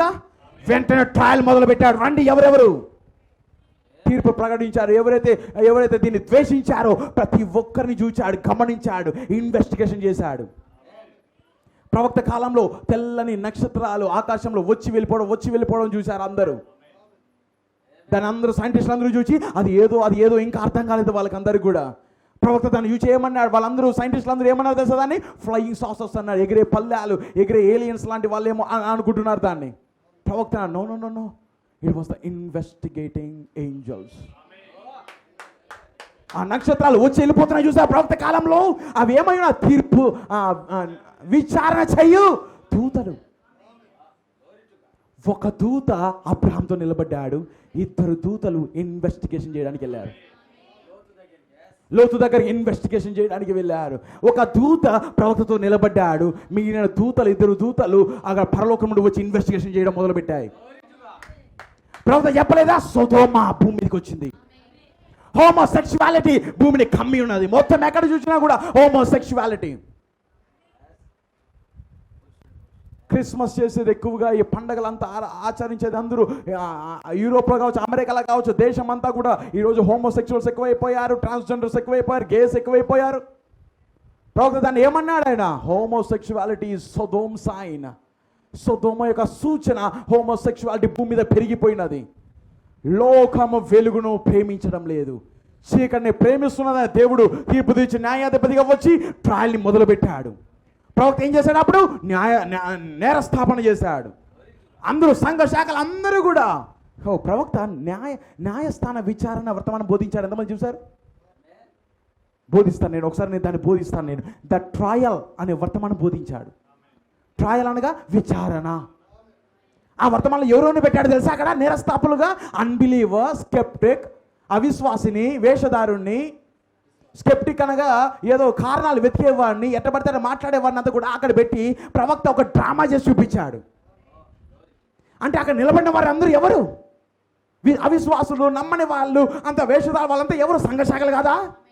ప్రవక్త వారిని అందరినీ అక్కడ పెట్టి న్యాయస్థాన విచారణ ఆయనే ఒక వర్తమానంలో చేసి చూపించాడు. ఇట్లా తన సొంత సంఘాన్ని ఇది కోర్టు అనుకోండి అన్నాడు. ఇది కోర్టు అనుకోండి, నేను ఇప్పుడు ఎవరిని పిలుస్తున్నానంటే ఇక్కడికి వాళ్ళందరూ పిలుస్తున్నా, అవి యోజన సంఘ శాఖలందరూ అక్కడ పిలుస్తున్నా, కానీ మరో పక్క నేను అబ్రహాంని పిలుస్తున్నాను నేను అక్కడ అన్నాడు. అబ్రహాం నువ్వేం చెప్పాలనుకున్నావు దేవుడు వాక్యం గురించి అన్నప్పుడు అబ్రహాం అంట ఆయన నిన్న నేడు నిరంతరము ఏకరీతిగా ఉన్నాడు. ఆయన నాకు తన వాగ్దానాన్ని నెరవేర్చుకున్నాడు. ఆయన నా పట్ల చేసిన వాగ్దానాన్ని ఆయన నెరవేర్చాడని సాక్ష్యం చెప్పాడు అబ్రాహాం ఇక్కడ. కానీ వీళ్ళేమంటారు, దేవుడు ఇప్పుడు ఏమీ ఆ స్వస్థత కార్యాలు ఏమి చేయడం లేదంటారు వీళ్ళు. ఓకే, అబ్రహామా కొంచెం వెళ్ళు, నెక్స్ట్ ఎవరు వస్తారు? నోవా వచ్చాడు. ఎలాగున్నా తెలుసా ఆ యొక్క డ్రామా? బైబిల్లో ఉన్న వాళ్ళందరూ ఒక పక్క, ఈ కాలంలో ఉన్న సంఘ శాఖలందరూ మరొక పక్క. ట్రయల్ చేసి మరి చూపించాడు. ఎందుకు మాట్లాడుతున్నారు అవన్నీ కూడా? ఇప్పుడు న్యాయస్థాన విచారణ జరుగుతుంది నిజముగా. ట్రయల్ అనేది జరుగుతున్న ప్రపంచం అంతా కూడా ఇప్పుడు దేవుడు తీర్పు తెచ్చే న్యాయాధిపతిగా వచ్చి ప్రతి ఒక్కరిని ఇన్వెస్టిగేషన్ చేస్తున్నాడు. చేసిన వెంటనే 1964లో ఆయన ఏమన్నాడు అక్కడ? సుడులు తిరుక్కుంటూ ఆ యొక్క పర్వతముల మీద వచ్చినప్పుడు 3 పేలుడు శబ్దాలను, ఆ పెద్ద పేలుడు శబ్దాలు వచ్చాయి. వెంటనే ఒక స్వరం వస్తున్నది, judgment is striking the earth. తీర్పు భూమిని తాకుతున్నది, భూమి యొక్క పని అయిపోయినది. ఓ నిజంగా నేను చూసినప్పుడు భయపడిపోయాను. నేను మానవుడు 2 వరల్డ్ వార్లో 2 అటామిక్స్ బాంబును ఉపయోగించాడు హిరోషిమా నాగసాకి మీద. అది నేను చూసినప్పుడు ఒక బాంబ్ 1,20,000 మందిని ఒకేసారి చంపింది. మీకు అర్థమైందా? ఒకేసారి ఒక బాంబ్ 1,20,000 మందిని ఒక బాంబు హిరోషిమాలో చంపితే, ఇంకొక బాంబ్ నాగసాకిలో జపాన్లో ఇంకొక 1,20,000 మంది. అంటే ఒక బాంబుకి ఎంతమంది చనిపోతున్నారు? 1,20,000 మంది కూలిపోతున్నారు. బూడిద, ఏం లేవు, శరీరాలు ఏం లేవు, మొత్తం పొడి రాలిపోతాయి ఆ రేడియేషన్కి. వెంటనే అది మొదలుపెట్టిన తరువాత ప్రపంచ దేశాలన్నీ వణికిపోయాయి. ఈ బాంబు మన దగ్గర లేకపోతే మనల్ని కూడా ఎవడో ఒకడొచ్చి మనం ఒకరి దగ్గర దాసులుగా ఉండాల్సిందని ప్రతి ఒక్కరు ఏం చేయడం మొదలుపెట్టారు తెలుసా? ఆ బాంబుని కనిపెట్టడానికి ప్రయత్నించారు. వెంటనే మరొక టైంలో అదే అమెరికా ఫస్ట్ టైం 1946 ప్రపంచ యుద్ధం అయిపోయిన వెంటనే న్యూక్లియర్ బాంబ్. మీకు అర్థమవుతున్నదా? న్యూక్లియర్ బాంబు వేరు, అటామిక్ బాంబు వేరు. అటామిక్ బాంబ్ అనేది ఫ్యూజన్ వల్ల జరుగుతుంది. అంటే ఫ్యూజన్ అనగా ఓకే అది ఉంది, పగులుట వలన. న్యూక్లియర్ బాంబ్ అనేది ఆటం అణువు కలుగుట వలన. ఫ్యూజన్ ఇవన్నీ ఫిజిక్స్లో కొన్ని వర్డ్స్ ఇవి. దీన్ని ఉపయోగించి, ఆ లాని ఉపయోగించి ఈ అటామిక్ బాంబ్ని, న్యూక్లియర్ బాంబ్ని తయారు చేయడం మొదలుపెట్టారు. ఫస్ట్ టైం అమెరికా ఆ బాంబుని ఉపయోగించినప్పుడు ప్రతి దేశాలు అలర్ట్ అయిపోయాయి. అమెరికా కానీ బాంబు ఉండిందని మన దగ్గర లేదనుకోండి, ఈ ప్రపంచంలో మన దేశం మనం ఎదగలేదనేసి వెంటనే దాని తర్వాత వెంటనే ఎవరు దాన్ని టెస్ట్ చేశారో తెలుసా? రష్యా దాన్ని టెస్ట్ చేసినప్పుడు ఇప్పుడు అమెరికా ఎవరిని చూసింది? ఇప్పుడు రష్యాని చూసింది. ఇప్పుడు రష్యా కూడా న్యూక్లియర్ పవర్ లాగా ఎదుగుతున్నది. ఇది కూడా వెంటనే దాన్ని చూసి ఎవరు చేశారంటే చైనా చేసింది. చైనా చేయడం వల్ల ఇప్పుడు 3 దేశాలు ఇప్పుడు మనతో పాటు పోటీగా ఇప్పుడు 3 దేశాలు చేశాయి. ఇప్పుడు ఏమవుతుందండి? ప్రపంచం అంతా కూడా దేన్ని తయారు చేస్తున్నారు? వాళ్ళంతా కూడా ప్రపంచం యొక్క నాశనాన్ని తయారు చేస్తున్నారు. ఎందుకు ఈ బాంబులన్నీ రెడీ చేస్తున్నారు? 3వ ప్రపంచ యుద్ధంలో ఇవే బాంబులు భూమి మొత్తాన్ని కాల్చబోతున్నాయి. ఇది జడ్జిమెంట్ టైం అని ప్రవక్త చెప్పలేదా? ఇది తీర్పు కాలమై ఉన్నది, లోకం యొక్క ముగింపు కాలమై ఉన్నది. నోవాహు దినాల్లో జరిగినట్లుగా మనుష్య కుమారుడు రాకడలో జరుగును. నోవాహు దినాల్లో బలాత్కారంతో నింపబడినది, ఈ కాలంలో కూడా బలాత్కారంతో నింపబడినది. బలాత్కారం అనగా వయలెన్స్. చైనా న్యూక్లియర్ పవర్ తయారు చేసినది, అమెరికా, రష్యా, ఆ తర్వాత వెంటనే బ్రిటన్, లండన్, బ్రిటిష్ ఎంపైర్ అది కూడా న్యూక్లియర్ పవర్ని తయారు చేయడం మొదలుపెట్టినది. ఇలా ఇప్పుడు ఎన్ని దేశాలు అవుతున్నాయంటే 5 దేశాలుగా అన్నీ ఇప్పుడు తయారు చేశాయి. దీనికి భయం వచ్చేసింది. ఇలా ఉంటే అన్ని దేశాలు కనిపెట్టుకుంటూ వెళ్తాయని ఒక టీటీ మొదలుపెట్టారు, ఒక సంతకం పెట్టండి అన్ని దేశాలు వచ్చి. 1967కు ముందు ఏ దేశం మీద టెస్ట్ చేస్తుందో, టెస్ట్ అనగా న్యూక్లియర్ బాంబ్ టెస్ట్ అంటారు. టెస్ట్ అనేది దాన్ని టెస్ట్ చేయడం, పనిచేస్తున్నదా లేదా, మనం చేసిన పద్ధతి కరెక్ట్గా ఉందా లేదా అని టెస్ట్ చేయడం. 1967కు ముందుగా ఏ దేశం అయితే టెస్ట్ చేస్తుందో దానికే న్యూక్లియర్ బాంబ్ని తయారు చేసుకునే హక్కు ఉంటుంది. కానీ 67 తర్వాత ఏ దేశమైనా చేయడానికి వీల్లేదు, టెస్ట్ చేయడానికి వీల్లేదు, దాన్ని చేయడానికి వీల్లేదు. ఏమైంది కదా? భయం వచ్చేసింది. అందరూ తయారు చేసుకుంటే లోకం పని అయిపోతుంది. మేము పెద్దోళ్ళం, కొంచెం ఎవరెవరు పెద్దోళ్ళు? అమెరికా, రష్యా, చైనా, మేము పెద్దోళ్ళము, మేము మాత్రం కలిగి ఉంటాం, మిగతా ఎవరు చేయకూడదంటే మన ఇండియాలో వినలేదు మనోళ్ళు. మీకు అర్థమైనదా? యా, ఎవరు? అబ్దుల్ కలాం. అబ్దుల్ కలాం అతనే దాని మొత్తం ముఖ్య న్యూక్లియర్ బాంబ్ని మన దేశంలో తయారు 67 కూడా అయిపోయినదండి. 67 అయిపోతే ఇప్పుడు ఏం చేయాలి? మనం సైలెంట్గా ఉండాలా. వాళ్ళకి శాటిలైట్ ఉంటుంది అమెరికాకు. ఏ దేశమైనా కూడా ఇలాంటి ప్రయోగాలు చేస్తున్నదంటే వెంటనే తెలిసిపోతుంది, వెంటనే వచ్చేస్తారు, వాళ్ళు ఆంక్షలు పెడతారు, మీరు చేయకూడదని చెప్తారు. కానీ వీళ్ళు ఏం చేస్తారు తెలుసా? తెలివిగా వీళ్ళు మిలిటరీ డ్రెస్సులు వేసుకొని పోయి కనిపెట్టినారు. వీళ్ళు మిలిటరీ డ్రెస్ అనగా సైనికులు అనుకుంటారు. వాళ్ళు శాటిలైట్ నుండి చూసిన వాళ్ళు మేము సైనికులము, సరిహద్దుల్లో మేము ఏం చేస్తున్నాం, మేము కాపలా కాస్తున్నామని అనుకుంటున్నారు. కానీ లోపల ఇంటీరియర్ ఏం జరుగుతున్నది అక్కడ లోపల? అబ్దుల్ కలాం కూడా ఏం వేసుకున్నాడు తెలుసా? మిలిటరీ డ్రెస్ వేసుకున్నాడు. ఆయన ఏం చేస్తున్నారు లోపల? కనిపెడుతున్నారు లోపల. మొత్తం చేసిన తర్వాత ఎవరికి తెలియకుండా ఒక్కసారిగా పేల్చినారు న్యూక్లియర్ బాంబ్ని. భయపడిపోయి మొత్తం ఇదేంటి, మన కన్నులు కప్పి, శాటిలైట్ కన్నులు కప్పి, అన్నిటి కలిపి ఇతను కనిపెట్టగలిగాడు. అందుకే ఇప్పుడు ఇండియా కూడా న్యూక్లియర్ పవర్ కంట్రీ అయింది. ఎందుకంటే వీళ్ళందరూ ఏం ఆలోచించారంటే పక్కనే ఏముంది? శత్రు దేశాలు, పాకిస్తాన్ ఉంది, చైనా ఉంది. చైనా దగ్గర ఏమున్నది? న్యూక్లియర్ పవర్ ఉన్నది. మన దగ్గర లేదనుకోండి, మన పని అయిపోతుంది, మన దాసులుగా ఉండాల్సిందే ఎప్పటికైనా అని ఏ మాత్రం ఎవరికి భయపడకుండా వాళ్ళు చేశారు. మళ్ళీ శాంక్షన్స్ వేశారండి ఇండియా మీద. నువ్వు చెప్పిన మాటకు లోపడలేదని పెద్ద పెద్ద ఫైన్లు, శాంక్షన్లు వేశారు. మా దగ్గర డబ్బులు ఉండదులేండి, ఎట్టని కట్టుకుంటామని కట్టుకున్నారు. మళ్ళీ మీకు అర్థమవుతుంది నేను మాట్లాడుతున్నాను. నేనేమంటున్నాను అంటే లోకమంతా కూడా ఇప్పుడు దాని మీదనే అందరూ కూడా ఇప్పుడు చాలా వరకు 5 దేశాలు ఉండేటివి 10, 11 అలా దేశాలు కూడా ఇప్పుడు తయారు చేసి పెట్టేసుకున్నాయి. కానీ ఫస్ట్ టైం రష్యా ఎవ్వరు తయారు చేయని ఒక బాంబ్ని తయారు చేసినది. TSAR bomb, sir bomb. అది కూడా న్యూక్లియర్ బాంబే. కానీ దాన్ని విన్నప్పుడు, దాన్ని చూసినప్పుడు, దాన్ని పేల్చినప్పుడు అందరికీ అమెరికాకు కూడా ఆ బాంబు లేదండి. అందుకే ఇప్పుడు రష్యా అంత మిలిటరీ పవర్లో అంత ఎదిగినది. అది కూడా అంత తయారు చేయలేదు అమెరికా కూడా అలాంటి బాంబుని. వాళ్ళు చెప్పారు నాగసాకిలో పడిన ఒక బాంబుని చూసారా, 3000 బాంబులు కలిపితే వచ్చే ఒక బాంబ్ సార్ బాంబ్.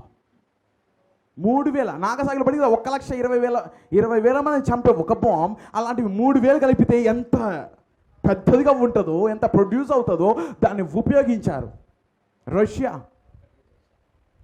సైంటిస్ట్ చెప్పారు దానికంటే ఇంకా పెద్దవి కూడా చేయొచ్చంట సైన్స్ ఉపయోగించి, టెక్నాలజీ ఉపయోగించి. కానీ దానికంటే ఇంకా ఎక్కువ చేశారంటే మానవుని యొక్క ఉనికే పోతుంది. చెప్తాను చూడండి, ఈ అటామిక్ బాంబు వలననే నోవాహు కాలంలో భూమి ఒక సైడ్కి ఒరిగింది.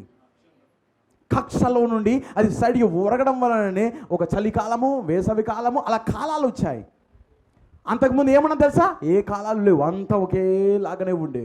కానీ ప్రవక్త అన్నాడు ఈ కాలంలో మళ్ళీ అదే అణుబాంబులు రాబోతున్నాయి, అవే న్యూక్లియర్ బాంబులు రాబోతున్నాయి. అవి ఒక్కసారి పేలినప్పుడు ఇలా ఉన్నదా మళ్ళీ సైడ్ అయిపోతుంది. మళ్ళీ స్టడీ అయిందంటే ఏమొస్తుంది? మళ్ళీ 1000 పరిపాలనలో దేవుడి రాజ్యం రాబోతున్నది. ఎన్నడూ ఏ కాలంలోని ఈ న్యూక్లియర్ ఏజ్ అనేది రాలేదు, ఈ అటామిక్ ఏజ్ అనేది రాలేదు. కానీ ఈ కాలంలో వచ్చింది. ఎందుకొరకు? ప్రవక్త ఇవన్నీ కూడా దేని రుజువు చేస్తున్నా తెలుసా? ప్రవక్త వర్తమానాన్ని రుజువు చేస్తున్నాయి ఇవన్నీ కూడా. అందుకే నేను అంటున్నాను ఇది చాలా భయంకరమైన తీర్పు కాలం అయి ఉన్నది. ఈ ఏ సార్ బాంబ్ అయితే తయారు చేయబడ్డాయో అవే ఉపయోగించబడబోతున్నాయి. అమెరికా మీద ఒకటి పడుతుంది, వాటికన్ సిటీ మీద ఒకటి పడుతుంది. ఒకే దెబ్బకు 2 బ్లాస్ట్ అయిపోతాయి. నామరూపం లేకుండానే ఎగిరిపోతాయి అవన్నీ కూడా. అందుకే ప్రవక్త 7 దర్శనాలు చెప్పేటప్పుడు ఆల్వేస్ 7 దర్శనాలు చెప్పాడు కదా, ఒకటి తర్వాత ఒకటి. ఫస్ట్ ముసోలిని, హిట్లర్, ఆ తర్వాత స్టాలిన్ 3 చెప్పాడు. ఆ తర్వాత 7 దర్శనాలు చెప్పాడు. 7 దర్శనాలు చెప్పిన తర్వాత ఆయన క్లియర్గా చెప్పాడు, watch the king of the north. ఉత్తర రాజును గమనించు, ఉత్తర రాజును గమనించు. ఉత్తర దిక్కున ఏ రాజు ఉన్నాడు? రష్యాని గమనించు. ప్రవక్త అన్నాడు ఆ దర్శనంలో అది మాట్లాడబడుతున్నది. అది ఏం జరుగుతున్నదండి? ఇప్పుడు న్యాయస్థాన విచారణ ఇప్పుడు జరుగుతున్నది. ప్రవక్త ఇప్పుడు జరుగుతున్నదా? జరిగిన తర్వాత 1964 ఏం జరిగినదండి? ప్రవక్త దేవుడే తీర్పును ప్రకటించేశాడు. ఎవరు ప్రకటించాడు? నీ పని అయిపోయినది, భూమిని తీర్పు తాకుతున్నదని చెప్పేశాడు. వెంటనే రావాలి కదండి తీర్పు. చెప్పేసిన వెంటనే ఏం రావాలి? అంతా అయిపోయింది, విచారణ అయిపోయినా అంతా అయిపోయినా ప్రవక్త ఏం చేశాడు? ఇప్పుడు తీర్పును ప్రకటించాడు. కానీ ఇంకా రాలేదే, జైలు. ఒక టైం అనేది డిసైడ్ చేశాడు. ఆ టైంలోనే ఉరి శిక్ష తీయాలి. 64 నుండి రేపు 6వ ముద్ర పగిలినప్పుడు, 6వ ముద్ర జడ్జిమెంట్ సీల్, అది ఎప్పుడు తెరవబడుతుందండి? కడబూరం రోగగానే. కడబూరం రోగగానే మనము మార్పు పొందుతాము. కడబూరం రోగగానే ఈ లోకం మీదకి తీర్పులు రాబోతున్నాయి. అది టైం, అది ఉరి శిక్ష, లోకానికి పెద్ద ఉరి శిక్ష. కానీ దానికి తీర్పు ప్రకటనకు మధ్యలో ఇప్పుడు ప్రపంచం మీద ఎక్కడుందో తెలుసా? ప్రిజన్ హౌస్, చెరలో ఉన్న. మీకు అర్థమైంది నేను మాట్లాడుతున్నాను? అందరు డ్యూటీలకి వెళ్ళొచ్చు, అందరూ హ్యాపీగా సంపాదించవచ్చు, అందరూ తినచ్చు, అందరూ జాలీగా ట్రిప్పులకి వెళ్ళొచ్చు, అందరూ లండన్కి లేకపోతే అన్ని తిరగచ్చు, అన్నీ చేయొచ్చు వాళ్ళు. కానీ ప్రవక్త అన్నాడు వారందరూ కూడా హృదయంలో బంధించబడ్డారు. వారి సోల్స్ అనేటివి తీర్పు కొరకు కావలిలో ఉన్నాయి. కానీ వారికి ఎప్పుడు తీర్పు వస్తుంది? 6వ ముద్ర వధువు ఎత్తబడిన వెంటనే భూమి మీదకి తీర్పు, అగ్ని కందకాలు గురవబోతున్నాయి అవి. కానీ అంతవరకు ఈ లోకంలో ఉన్న ప్రతి ఒక్కరూ మీరు అనుకోవచ్చు వారు స్వతంత్రులని. కాదు కాదు కాదు కాదు వారి మీద తీర్పు ప్రకటించబడినది. వారు ఇప్పుడు చెరసాల్లో, జైల్లో ఉన్నారు అంతే. వాళ్ళు బాడీ మాత్రం భూమి మీద స్వతంత్రంగా తిరుగుతున్నది, కానీ హృదయం మాత్రం జైల్లో బంధించబడినది. అది వారు ఎన్నడూ రక్షించబడలేరు. వారు ఎన్నడూ తీర్పు ప్రకటించబడిన తర్వాత వారు జైల్లో నుండి బయటికి రాలేరు. వాళ్ళు జైల్లో నుండి బయటికి రావాలంటే అసలు జైల్లోకి పోకుండా ఉండడం మంచిది. అది ఎప్పుడు? వెలుగు వచ్చినప్పుడు దాన్ని అంగీకరించేటప్పుడే అదే రక్షణ. నువ్వు జైల్లోకి వెళ్ళిన తర్వాత ఇంకా నీకు విమోచన లేదు, నీకు రక్షణ లేదు, నువ్వు బయటకు వచ్చేది లేదు నీకు. ఈ రాజ్యంలో బెయిల్ దొరుకుతాయేమో ఎట్లయినా, ఆయన దగ్గర నీకు బెయిల్ దొరకదు.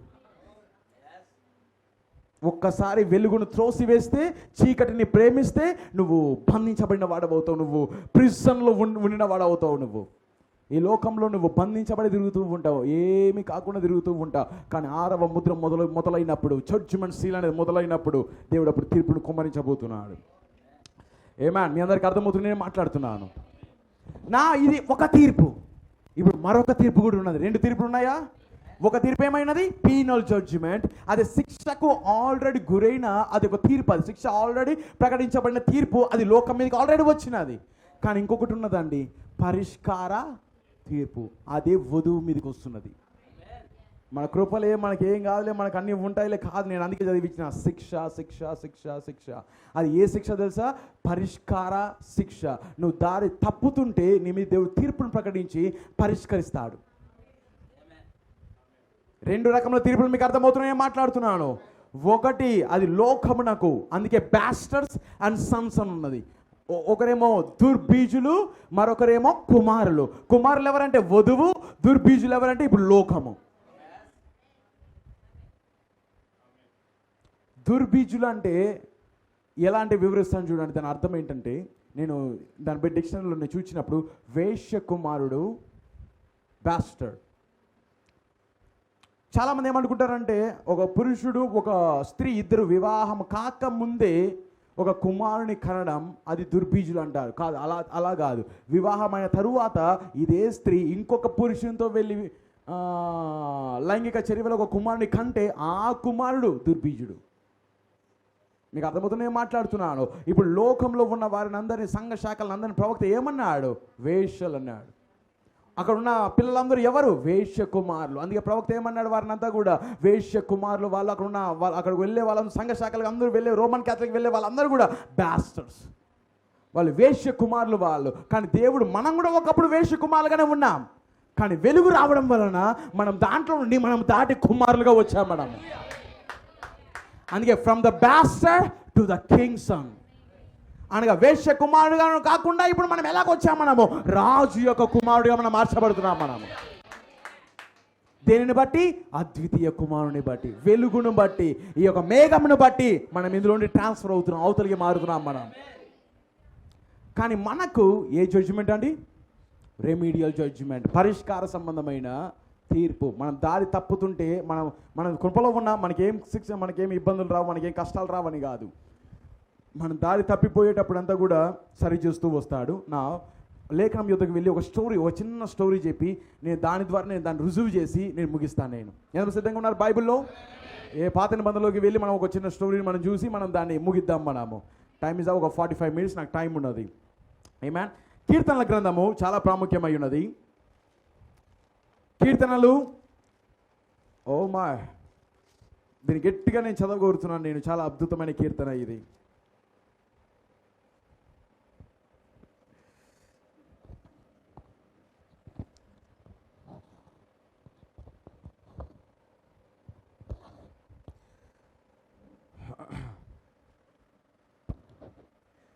కీర్తనలు 89వ అధ్యాయము 19వ వచనం నుండి.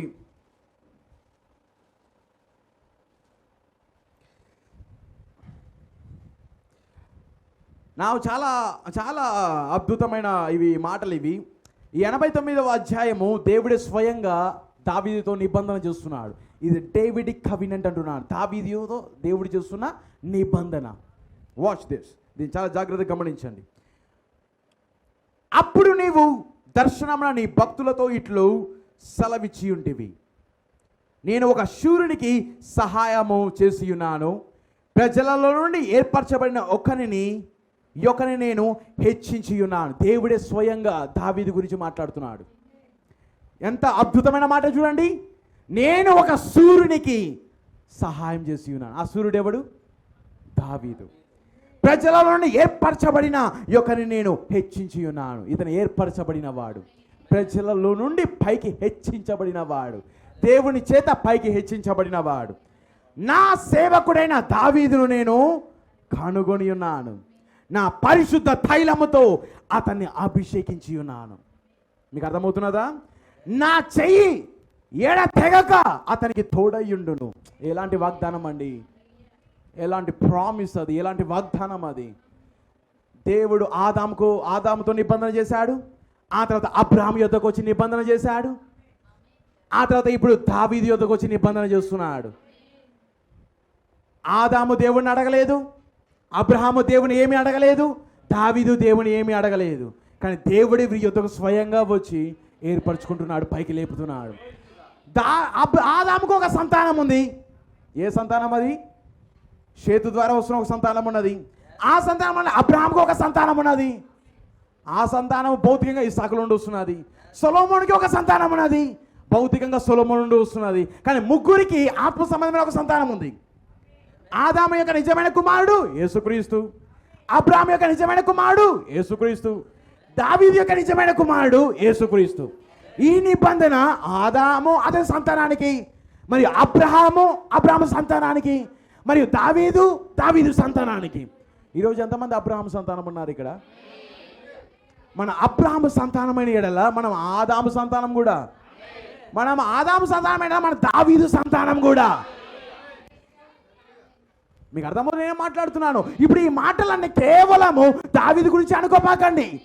దావీదు తర్వాత దానిలో నుండి వస్తున్న సంతానానికి కూడా. ఆదాములో నుండి అబ్రహాం వచ్చాడు, అబ్రహాంలో నుండి దావీదు వచ్చాడు, దావీదులో నుండి క్రీస్తు వచ్చాడు, క్రీస్తులో నుండి మనం వచ్చాం. ఆదాములో నుండి అబ్రహాం వచ్చాడు, అబ్రహాంలో నుండి దావీదు వచ్చాడు, దావీదులో నుండి క్రీస్తు వచ్చాడు, క్రీస్తులో నుండి మనం వచ్చాం. మనం ఎవరు ఇప్పుడు? క్రీస్తు యొక్క కుమారులం. మనం ఎవరు ఇప్పుడు? దావీదు యొక్క కుమారులం, అబ్రహాం యొక్క కుమారులం, ఆదాము యొక్క కుమారులం. ఆదాము ఎవరు? దేవుడి కుమారుడై ఉన్నాడు. అంటే ఈ మాటలు దావీదుకు మాత్రమే కాదు, దావీదు సంతానానికి కూడా. మనల్ని ఎంతమంది ఏర్పరచుకున్నాడండి? ప్రజలలో నుండి నేను అతనిని ఏర్పరచుకొని హెచ్చించి ఉన్నాను.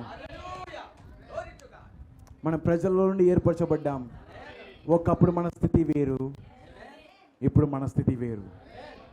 దేవుడు ఏం చేస్తున్నాడు? మనల్ని హెచ్చిస్తున్నాడు, ఏర్పరచుకొని హెచ్చిస్తున్నాడు. నేను అతను కనుగొన్నాను, నేను అతను ఒక సూర్యుడిని నేను కనుగొన్నాను. నేను పిరికివాడు కాదు దావీదు, సూర్యుడు. పిరికివాడు కాదు అతను, ఒక సింహాన్ని ఎదిరించి జయించిన వాడు, ఒక ఎలుగుబండిని జయించిన వాడు. ఓ మన వధువు పిరికిది కాదని ప్రవక్త అన్నాడు.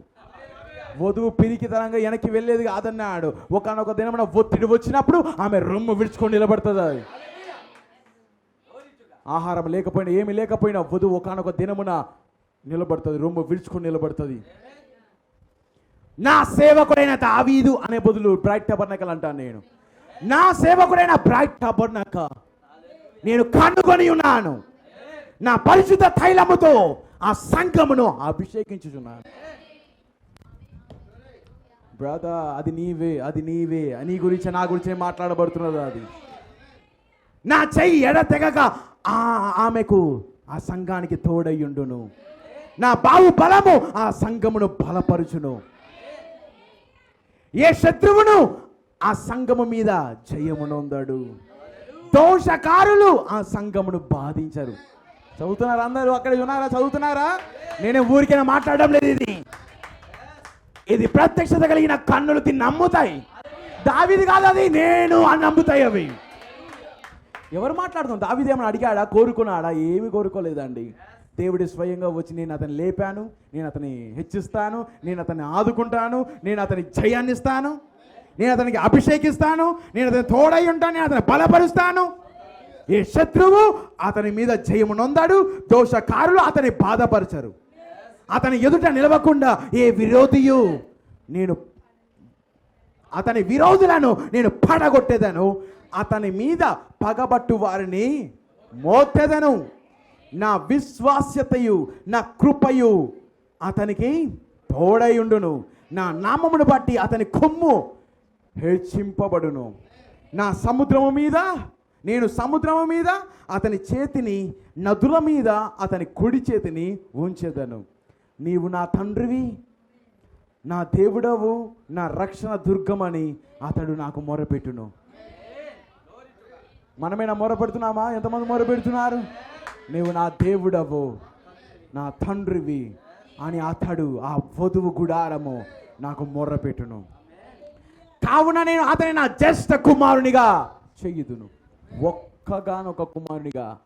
జ్యేష్ఠ కుమారుడు అంటే పెద్ద కుమారుడిగా నేను అతన్ని చేయుదును. క్రీస్తు యొక్క ఒకే ఒక కుమారుడు ఎవరు? జ్యేష్ఠ కుమారుడు క్రీస్తు కాదా? నేను క్రీస్తు వల్ల ఆ సంఘాన్ని నేను చేస్తాను. నేను నా కుమారుని వల్ల నేను అతన్ని చేస్తాను. నేను భూరాజులలో అత్యున్నతునిగా నుంచేదను. నా కృప నిత్యము అతనికి తోడుగా నుండజేసేదను.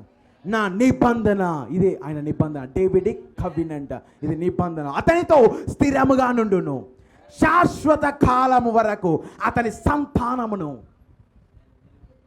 ఇది ఎవరి గురించి? ఈ సంతానం ఎవరండి? క్రీస్తు కాదా?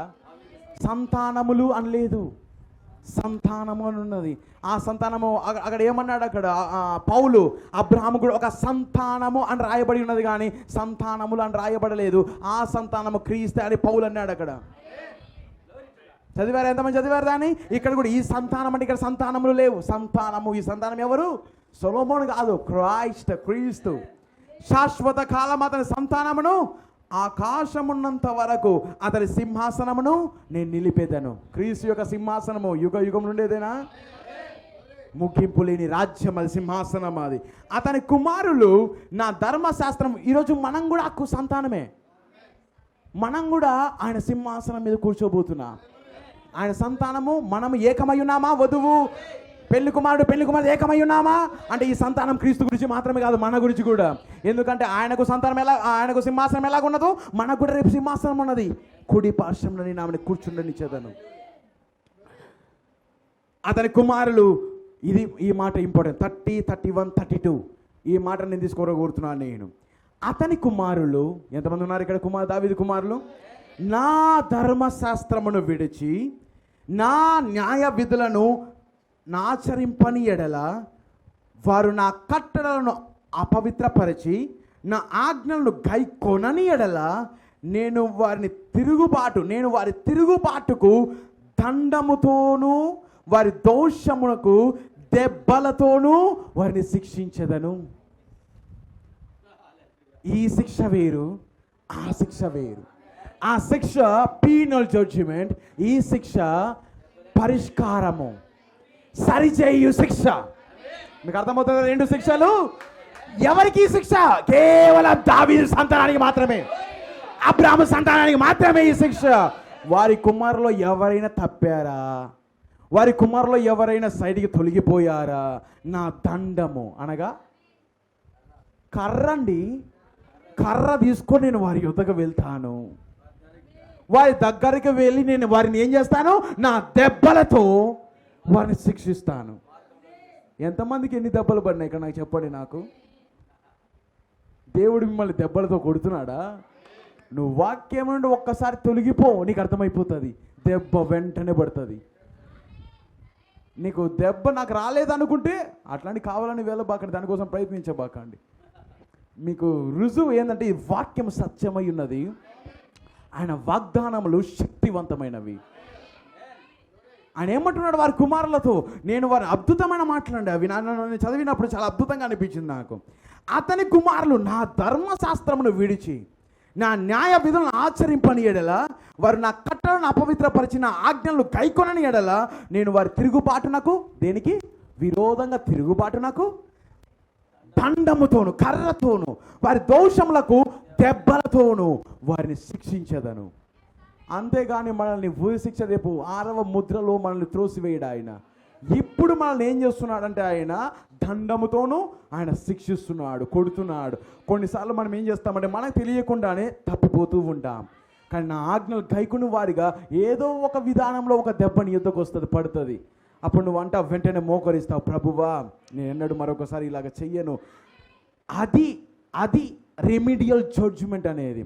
ఇద్దరున్నారు ఆదికాండంలో, సర్పము ఉన్నది, ఆదాము అవ్వ ఉన్నది. సర్పానికి ఏం చేశాడు? Penal judgment. దానికి ఎన్నడూ విముక్తి లేదు, విమోచన దానికి లేదు. కానీ విమోచన ఎవరికి బయలుపరిచాడు? ఆదాము అవ్వకు విమోచన బయలుపరిచాడు, కృపనిచ్చాడు. కానీ కృప మాత్రమే ఇవ్వలేదు, శిక్షను కూడా ఇచ్చాడు. శిక్ష దేనికి ఇచ్చాడు? మరి ఎన్నడూ మీరు తప్పిపోకుండా ఒక దెబ్బ కొట్టాడు. ఎలా కొట్టాడు? నీవు ప్రసవ వేదనతో నువ్వు బిడ్డను కంట, నీ చెమటతో నువ్వు ప్రతిఫలను ఆహారాన్ని తింటావు. నీవు అది ఏమై ఉన్నదండి? 2 రకముల తీర్పులు అన్నాను చూసారా? ఒకటేమో సర్పానికేమో వాడికి విమోచన లేదు, కానీ వీళ్ళిద్దరికి నేను విమోచకుడు నీ మీదకి వస్తాను నేను. కానీ దాంతోపాటు ఏముంటుంది తెలుసా? విమోచనతో పాటు కొన్నిసార్లు దెబ్బలు ఉంటాయి. సాక్ష్యం ఏది విత్తుతావో గుర్తుపెట్టుకోండి. మనం నమ్మాము కదా, మనకి ఎన్ని తప్పులు చేసినా కూడా మనల్ని దేవుడు వదిలిపెట్టేసి క్షమించేసి సమ్మడు సాఫీగా వదులుతారని అనుకోబాకండి. మీరు ఏ పొరపాటు చేస్తారో దాన్ని ఖచ్చితంగా నువ్వు కొయ్యాల్సిందే. మనం దేవుని వాక్యం తప్పిపోయామనుకోండి, అది ఏంటది? విత్తనం. అది దాన్ని ఏం చేయాలి? మనం దాని యొక్క ప్రతిఫలాన్ని కొయ్యాల్సిందే మనం. అంతేగాని కోస్తున్నామనేసి మనం దేవుని పిల్లలం కాదు. ఇక్కడ కాదు అక్కడ. మనం ఇక్కడ దెబ్బలు తింటున్నాం, మనం కోయబడుతున్నాం, మనం హింసల ద్వారా వెళ్తున్నామంటే ఇక్కడ మనం దేవుని పిల్లలం కామని కాదు అక్కడ అర్థం. దేవుడు మనల్ని సరి చేస్తున్నానని అర్థం. అవ్వ ఆదాములాగా మనల్ని సరి చేసుకుంటూ వెళ్తున్నానని అర్థం. మనము ఏమాన్, మీకు అర్థమవుతుంది ఏం మాట్లాడుతున్నాను? ఏమాన్. ఇప్పుడు మనం ఎవరిని చూద్దామంటే టైం అయిపోతున్నది. అసలైన కుమారుని చూద్దాం. మనం దావీదు యొక్క అసలైన కుమారుని సొలొమోను చూద్దాం. మనము ఎంత బాగా జీవించాడు అతను. ఏమాన్. Let's move. మనం వెళ్దామా? మనము ఈ మాటలు మర్చిపోబాకండి, ఇది చాలా ప్రాముఖ్యమైన. ఇది ఏమై ఉన్నది? దావీదు యొక్క కుమారులకు ఏం చేస్తాడంటే ఆయన ప్రతి దండన అనగా దండంతో కొట్టి దెబ్బ వైపు అనగా ఒక కొరడా తీసుకొని ఒక దెబ్బ కొడతాడు. కొట్టినప్పుడు నువ్వేం చేయాలి? నిజమైన విశ్వాసి దీన్ని నేర్చుకోవాలండి. ఇది ఒక పాఠం. ఇది నేర్పింపబడిన విశ్వాసి దేవుణ్ణి అపార్థం చేసుకుంటాడు. ట్యుటోరియల్ అనగా ట్యూషన్ చెప్పబడిన విశ్వాసికి దేవుని అపార్థం చేసుకుంటాడు. ఆయన ఊరికి నన్ను ఎందుకు కొడతాడు అని అనవు నీవు. బాగా ఇలా ఇదే నీ యొక్క బోధన, ఇది నీకు ట్యుటోరియల్, అది నీకు ట్యూషన్ లాంటిది. ఇది నీకు బోధించబడుతుంది దేవుని యొక్క నియమాలు ఎలాంటివో. నీకు కష్టం వస్తుంది, నీకు ఇబ్బంది వస్తున్నదంటే గుర్తుపెట్టుకో, మొదట నువ్వు దేవుని మీద కాదు, పాస్టర్ మీద కాదు కోప్పడాల్సింది. నేను ఎక్కడో పొరపాటు చేశాను, ఎక్కడో నేను లైన్ తప్పాను, నేను దానికోసం వెతకాలమ్మా. ఎక్కడ నేను లైన్ తప్పాను, నేను ఆయన ఆజ్ఞను నేను నెరవేర్చలేదు. నేను ఒక్క ఆజ్ఞ నెరవేర్చకుండా వెళ్ళండి, నీ లైఫ్లో వెంటనే కొరడ వస్తుంది. ఒకే ఒక దెబ్బ ఫట్టం పడుతుంది. నువ్వు అయినా మారలేదనుకోండి, వెంటనే ఇంకొక దెబ్బ రెడీగా ఉంటుంది. లేదా ఇది మాత్రం ఖచ్చితమండి. 2 రకముల శిక్షలు వెంటనే, అది ఆగదు. అది నువ్వు సరి చేయంత పడేంత వరకు కొట్టను ఏమవుతుందండి? నొప్పి పెరుగుతూనే వెళ్తుంది తప్ప, నొప్పి పెరుగుతూనే వెళ్తుంది. కొట్టను. అందుకని అంటే ఒక్క దెబ్బతో తిరగడం మంచిది. ఎవరు తిరుగుతారో తెలుసా? దేవుని పిల్లలైన వారు తిరుగుతారు. కొంతమంది ఉన్నారండి ఇజ్రాయెల్ ప్రజల్లో 2 రకాల గుంపులు ఉన్నాయి. 2 వ్యక్తులు, 20 లక్షల మంది. 20 లక్షల మంది ఎన్నిసార్లు తప్పిపోతే అన్నిసార్లు కొట్టాడు దేవుడు. అంతేనా కదా? చేదు నీళ్ళు తీసుకొచ్చాడు, దెబ్బకు ఒకటి ఇచ్చాడు, సర్రవ్వండి అని. వినలే, మళ్ళీ ఏమొచ్చింది, మళ్ళీ తప్పు తప్పారు, మళ్ళీ ఇంకోటి కొట్టాడు, పాములు వచ్చి గడిచేశాయి. మళ్ళీ తప్పు, మళ్ళీ కొడుతూనే ఉన్నాడు. ఎవరు వాళ్ళంతా కూడా దేవుని పిల్లలే, కానీ ఇద్దరు మాత్రమే లోపలికి వెళ్ళారు, మిగిలిన వాళ్ళందరూ నశించారు. ఎందుకు తెలుసా? ఎన్ని దెబ్బలన్నా పడని మారకపోతే ఏం చేస్తాడు? వాళ్ళు నశిస్తారు వాళ్ళు. కానీ ఒకే ఒక దెబ్బతో చూడండి, ఈ ఇద్దరు మాత్రము దేవుణ్ణి దగ్గరగా యెహోషువ, కాలేబులు వారు ఎన్నడూ దెబ్బ పడకుండా అలాగున్న దేవునితో వెంబడిస్తూ వెళ్ళారు వాళ్ళు. నేనేం మాట్లాడుతూ మీకు అర్థమవుతున్నది. దేవుని యొక్క శిక్ష తన కుమారుల ఎడల ఇలాగుంటుంది. మొదటి రాజులు ఆ యొక్క స్టోరీ యొక్కకు వెళ్ళి నేను చెప్పి నేను ముగిచేస్తాను. నేను I have half an hour.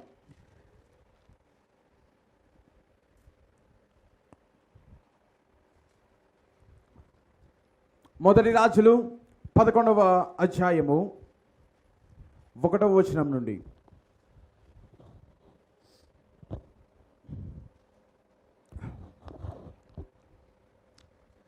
మొదటి రాజులు 11వ అధ్యాయము 1వ వచనం నుండి. మోయాబీయులు, ఎదోమీయులు, అమ్మోనీయులు, సీదోనీయులు, హిత్తీయులు అను జనులు మీ హృదయములను తమ దేవతల తట్టు త్రిప్పుదురు గనుక వారితో సహవాసం చెయ్యకూడదనియు వారిని మీతో సహవాసం చెయ్యనీయకూడదనియు యెహోవా ఇశ్రాయేలుకు సెలవిచ్చియున్నాడు. వినండి, హృదయం తిప్పబడకుండా ఉండాలి అంటే సహవాసం కరెక్ట్గా ఉండాలి.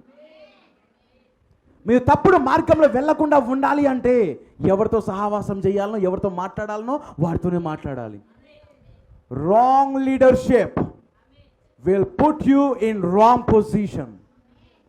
తప్పుడు న్యాయకత్వము నేను తప్పుడు స్థానంలో నిలబెడుతుంది. సరైన న్యాయకత్వము నేను సరైన స్థానంలో నిలబెడుతుంది. దేవుడు నిన్ను నడిపిస్తే పరలోకంలో ఎత్తి పెడతాడు. దయ్యం యొక్క న్యాయకత్వంలో వెళ్తే వేరే స్థానంలో నిలబెడతాడు. మీకు అర్థమవుతున్నది? న్యాయకత్వము, తల్లిదండ్రులు కూడా పిల్లలు కూడా ఎవరి న్యాయకత్వం వారి మీద పనిచేస్తుందో ఆ న్యాయకత్వం వారికి నిర్ణయిస్తుంది ఏ స్థానంలో ఉండాలనేది. పిల్లలు ఎదిగేటప్పుడు ఏం చేస్తారు? న్యాయకత్వము, నువ్వు ఎంపీసీ తీసుకో అంటాడు. అతని యొక్క గమ్యం ఎక్కడికి వెళ్తుంది? ఎంపీసీ సంబంధించిన జాబ్స్లోకి వెళ్ళి నిలబెడుతుంది. అదే ఇంకొక న్యాయకత్వము, నువ్వు బైపీసీ తీసుకొని అనుకోండి, ఆ న్యాయకత్వం బట్టి ఎక్కడ పోయి నిలబెడతాడు? వేరే స్థానంలో నిలబెడతాడు. న్యాయకత్వము నిన్ను వేరే ఏ న్యాయకత్వం ఆ స్థానంలో నిన్ను నిలబెడుతుంది. ఈ లోకంలో రెండు న్యాయకత్వాలు ఉన్నాయి. ఒకటి దేవుని యొక్క న్యాయకత్వము, ఒకటి వాక్యం యొక్క న్యాయకత్వము, ఒకటి లోకం యొక్క న్యాయకత్వము. లోకం చెప్పినట్లుగా నడిచావు అంటే నీ గమ్యము ఆల్రెడీ నేను చెప్పేస్తాను, అది పాతాళము. కానీ దేవుని యొక్క న్యాయ వాక్యం ఏం చెప్తే దాని ప్రకారం వెళ్తూ ఉన్నప్పుడు నీ గమ్యము ఆల్రెడీ అది నిర్ణయించబడినది, అది పరలోకమై ఉన్నది. అది right leadership put you in the right position. అది అంటున్నాడు కదా, అందుకే సహవాసం అయితే చూపిస్తున్నాడు. ఏ దేవతల తట్టు మీ హృదయములు తమ దేవతల తట్టు త్రిప్పుదురు. ఎవరు? బయట వాళ్ళందరితో నువ్వు సహవాసం చేస్తే తమ దేవతల తట్టు త్రిప్పుదురు కనుక వారితో సహవాసం చెయ్యకూడదనియు వారిని మీతో సహవాసం చెయ్యనీయకూడదనియు యెహోవా ఇశ్రాయేలుకు సెలవిచ్చియున్నాడు. అయితే నియమం చూసారా? ఫస్ట్ ప్రిన్సిపల్ పెట్టాడు, దేవుని యొక్క నియమాన్ని పెట్టాడు. నియమం పెట్టిన తర్వాత ఇప్పుడు ఏం చేశాడు సొలొమోను చూద్దాం మనం. అయితే రాజైన సొలొమోను ఫరో కుమార్తెను గాక, అతని నిజమైన భార్య ఎవరు? ఫరో కుమార్తె, అంతేనా? కాక ఆ జనులలో ఇంకా అనేక మంది పర స్త్రీలను, పైన స్త్రీలు ఉన్నారా? అందుకే విశ్వాసి ఎప్పుడు విశ్వాసనే వివాహం చేసుకోవాలి. అవిశ్వాసం చేసుకున్న ఎడలా వారి యొక్క స్థానం మొత్తం గందరగోళం అయిపోతుంది. You understand something? ఏం మాట్లాడుతున్నారు ఇక్కడ? అందుకే ఇప్పుడు ఏం చేస్తున్నాడు ఇతను? ఒక ఫరో కుమార్తె కాకుండా బయట ఉన్న ఎవరిని పడితే వారిని అందరినీ చేసుకోవడం మొదలుపెట్టే పర స్త్రీలను మోహించి కామాతురత గలవాడై వారిని ఉంచుకొనుచు వచ్చాను. అతనికి 700 మంది రాజకుమార్తెలైన భార్యలను 300 మంది ఉపపత్నులను కలిగి ఉండిరి. ఎంతమంది ఉన్నారండి ఈయనకి? బ్రదర్, ఇంతమంది వివాహాలు చేసుకున్నారు కదా, మనం చేసుకుంటే తప్పేంటి అని అడగొచ్చు మీరు. పాత నిబంధన ఛాయ, కొత్త నిబంధన నిజ స్వరూపం. పాత నిబంధన ఛాయ ఒక దానిని సూచించుచున్నది. అది ఏం సూచించున్నది తెలుసా? ఇదంతా కూడా 1000 ఏళ్ల పరిపాలన సూచించున్నది. సొలొమోను ఉన్న కాలం సువర్ణ కాలమేనా? Golden age. ఆ కాలంలో యుద్ధాలు లేవు, ఆ కాలంలో ఏ ఒక రక్తం చిందించడం అనేది లేదు. అక్కడ సొలొమోను ఉన్నంత కాలము ఏ యుద్ధము జరగలేదు. 1000 పరిపాలన కూడా ఏ యుద్ధము జరగదు. మీకు అర్థమవుతుంది ఏం మాట్లాడుతున్నాను? 1000 పరిపాలనలో కూడా ఏ యుద్ధము జరగడం లేదు. అక్కడ ఎవరుంటున్నారు? సొలొమోనుగా, క్రీస్తే అక్కడ రాజుగా ఉండబోతున్నాడు. కానీ 1000 మంది స్త్రీలు ఎవరికి సాదృశ్యం అంటే బహుమంది కలిగిన వధువై ఉన్నారు. మనమంతా కూడా 1000 పరిపాలనకి వెళ్ళబోతున్నామా? మనమంతా ఎవరిప్పుడు? వధువు. ఒకే ఒక స్త్రీకి సాదృశ్యమై ఉన్నాం మనము. అంటే ఇక్కడ సొలొమోను 1000 మంది భార్య దేనికి సాదృశ్యము? 1000 పరిమాణంలో క్రీస్తు అనేక మంది సభ్యులు కలిగిన ఒకే ఒక వధువుకు సాదృశ్యమై ఉన్నారు. ఇది మిస్టరీ. అందుకే అపార్థం చేసుకోకూడదు. పాత నిబంధనలో ఇలా జరిగింది కదా, అలా జరిగింది కదా. పాత నిబంధన ఒక ఛాయ, ఒక దానిని సూచించున్నది. పాత నిబంధనలో గొర్రె పిల్ల, కొత్త నిబంధనలో క్రీస్తును సూచించున్నది. పాత నిబంధనలో ఉన్న దేవాలయము, కొత్త నిబంధనలో దేవాలయం సూచించున్నది. ఏమాన్ కొంచెం మొదటికి వెళ్దాం. మనము ఎంతమంది ఉన్నారండి? దీనికి 1000 మంది భార్యలు ఉన్నారు. 700 మంది భార్యలు, ఉపపత్నులు 300 మంది. అతని భార్యలు అతని హృదయమును తిప్పివేసిరి. చాలా జాగ్రత్తగా ఉండాలండి, చాలా జాగ్రత్తగా ఉండాలి. భర్త ఎన్నడూ కాంప్రమైజింగ్ లవ్ ఉండకూడదు. కాంప్రమైజింగ్ లవ్ అనగా రాజీ పడే ప్రేమ. ఆమె చెప్పింది కాబట్టి ఇంకా అయిపోయా, కాదన్నామంటే పెద్ద గొడవ జరుగుతుంది. కాబట్టి మనం ఏం చేయాలా? తెలివిగా అలాగనే ఒప్పుకోనట్టే, నా నిర్ణయం అన్నట్టే ఒప్పుకోవాలా. నేనేమంటున్నానంటే ఇక్కడ భార్యలు ఎవరి హృదయాన్ని తిప్పేశారు? సొలొమోను హృదయాన్ని తిప్పే. వీళ్ళు అన్యులు. ఏ ఫ్యామిలీలో అయితే ఇలాంటి ఆత్మ ఉంటుందో హృదయాలు తిప్పబడుతుంటాయి. ఒకరేమో దేవుని వాక్యాన్ని చేద్దామని వెళ్తారు, ఇతనేమో చేయనిక కాదు. ఒకరినొకరు గొడవ జరుగుతూ ఉంటుంది. అందుకే ఇద్దరు పరిశుద్ధాత్మతో నింపబడాలి. వివాహం చేసుకునేటప్పుడు ఏం చెప్పబడుతున్నది ఇక్కడ? విశ్వాసితో వివాహం చేసుకోవాలి. కానీ అతని భార్యలు అతని హృదయమును తిప్పివేసిరి. సొలొమోను వృద్ధుడైనప్పుడు అతని భార్యలు అతని హృదయమును ఇతర దేవతల తట్టు త్రిప్పగా, ఇతను యవ్వనస్తుడిగా ఉన్నప్పుడు ఎవరు ఏం చేయలేకపోయారు. ఇక్కడ ఉన్నారా? ఇతను యవ్వనస్తుడిగా ఉన్నప్పుడు ఏ భార్యలు ఏమి చేయలేకపోయారు. ఇతన్ని సైలెంట్గా అతను చెప్పినట్టు ఆడారు. కొంచెం వయసు పెరిగింది అనుకోండి, ఇతను ఏమయ్యాడు తెలుసా? తాత అయిపోయాడు. వాళ్ళకి ముసలిగా భార్య కూడా తాత అయిపోయాడు. అవునా మీకు అర్థమవుతున్నది? ఏం తిప్పారు ఇప్పుడు వీళ్ళు? ఇప్పుడు మొత్తం ఇతను హృదయం ముసలాడు అయిపోయాడు కదా, ప్రేమ ఎక్కువ ఒలిగిపోస్తున్నాడు అనమాట, కాంప్రమైజ్ అవుతున్నాడు. అది యవ్వనస్తుడిగా ఉన్నప్పుడు నేను చెప్పినట్టు వినండి, యెహోవా మందిరానికి వెళ్ళండి. అందరూ యెహోవా ఎండ్ టైం మెసేజ్కి వెళ్ళి ఈ వర్తమానం ఎట్లా చెప్తే అట్లా మీరు ఉండాలని తన భార్యను కంట్రోల్లో పెట్టుకున్న అతను రాను ఏమైంది? అందుకే స్త్రీలు కూడా టైం చూస్తూ ఉంటారు అండి, టైం కోసం చూస్తుంటారు. నో పరిశుద్ధాత్మతో నింపబడిన ఏ స్త్రీ అలా చెయ్యదు. ఏమాని ఈ సంఘంలో ఎవరు అలా లేరు. నేను నమ్ముతున్నాను, నేను హృదయమంతతో నమ్ముతున్నాను. అందరూ ఐక్యమత్తంతో కుటుంబాలు ఫ్యామిలీస్తో ఒకే ఆత్మతో నింపబడి దేవుని వాక్యాన్ని నెరవేర్చుటకు ముందుకు వెళ్ళాలి మనం. ఇక్కడ ఏమంటున్నాడు చూసారా? మీకు అర్థమవుతున్నదా? వృద్ధుడైనప్పుడు అతని భార్యలు అతని హృదయమును ఇతర దేవతల తట్టు త్రిప్పగా, అతని తండ్రి అయిన దావీదు హృదయం వలె అతని హృదయము దేవుడైన యెహోవా ఎదుట యథార్థంగా కాకపోయెను. సొలొమోను అస్తారోతు అను సీదోనీల దేవతను, మిల్కోము అను అమోరీల హేయమైన దేవతను అనుసరించి నడిచెను. ఇప్పుడు ఏమైనదండి? ఒక్కొక్క భార్య వచ్చినది, నా దేశంలో ఉన్న నా దేవతను అనుసరింపవా అని అడిగే లోపల ప్రేమ ఒలికిపోసి, నీ కొరకు ఒకటి పెద్ద దేవాలయం నేను రెడీ చేస్తాను. వెంటనే ఇంకో భార్య వచ్చినది, ఆమెకు మాత్రం చేసావు, నాకు చేయవా? అవును, ఇంకేం చేయలేక ఆమె కోసం ఇది ఇంకొకటి చేశా. చూడు, ఆమె గుడిలో మాత్రం ఒక గది ఎక్స్ట్రా పెట్టావు, నా గుడిలో ఒక గది ఎక్స్ట్రా పెట్టలేదే. చూడండి ఏం జరుగుతున్నదో, ఎక్కడి నుండి ఎక్కడికి నడిపిస్తున్నదో. 1000 మంది 1000 గుళ్ళు కట్టించారు. దాంట్లో ఏమైపోయింది తెలుసా? కాంప్రమైజింగ్ లవ్ అంటాను నేను దాన్ని.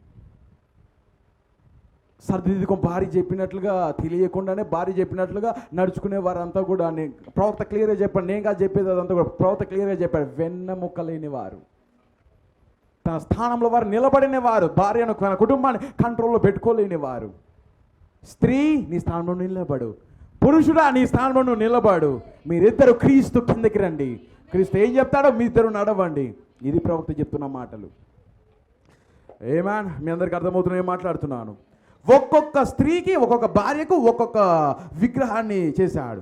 ఈ ప్రకారం 6వ వచనం, ఈ ప్రకారము సొలొమోను యెహోవా దృష్టికి చెడు నడత నడిచి తన తండ్రి అయిన దావీదు అనుసరించినట్లు యథార్థ హృదయంతో యెహోవాను అనుసరింపలేదు. ఒకప్పుడు ఇతను ఎలా ప్రార్థించాడో తెలుసా? ప్రభువా, నీ ప్రజల్ని ఏలుట కొరకు నాకు జ్ఞానాన్ని ఇవ్వని అడిగాడు. దేవుడు నాకేమొద్దు, నాకు డబ్బు వద్దు, నాకు పేరు ప్రఖ్యాత నాకు ఏమీ వద్దు, జ్ఞానాన్ని ఇవ్వని అడిగాడు సొలొమోను.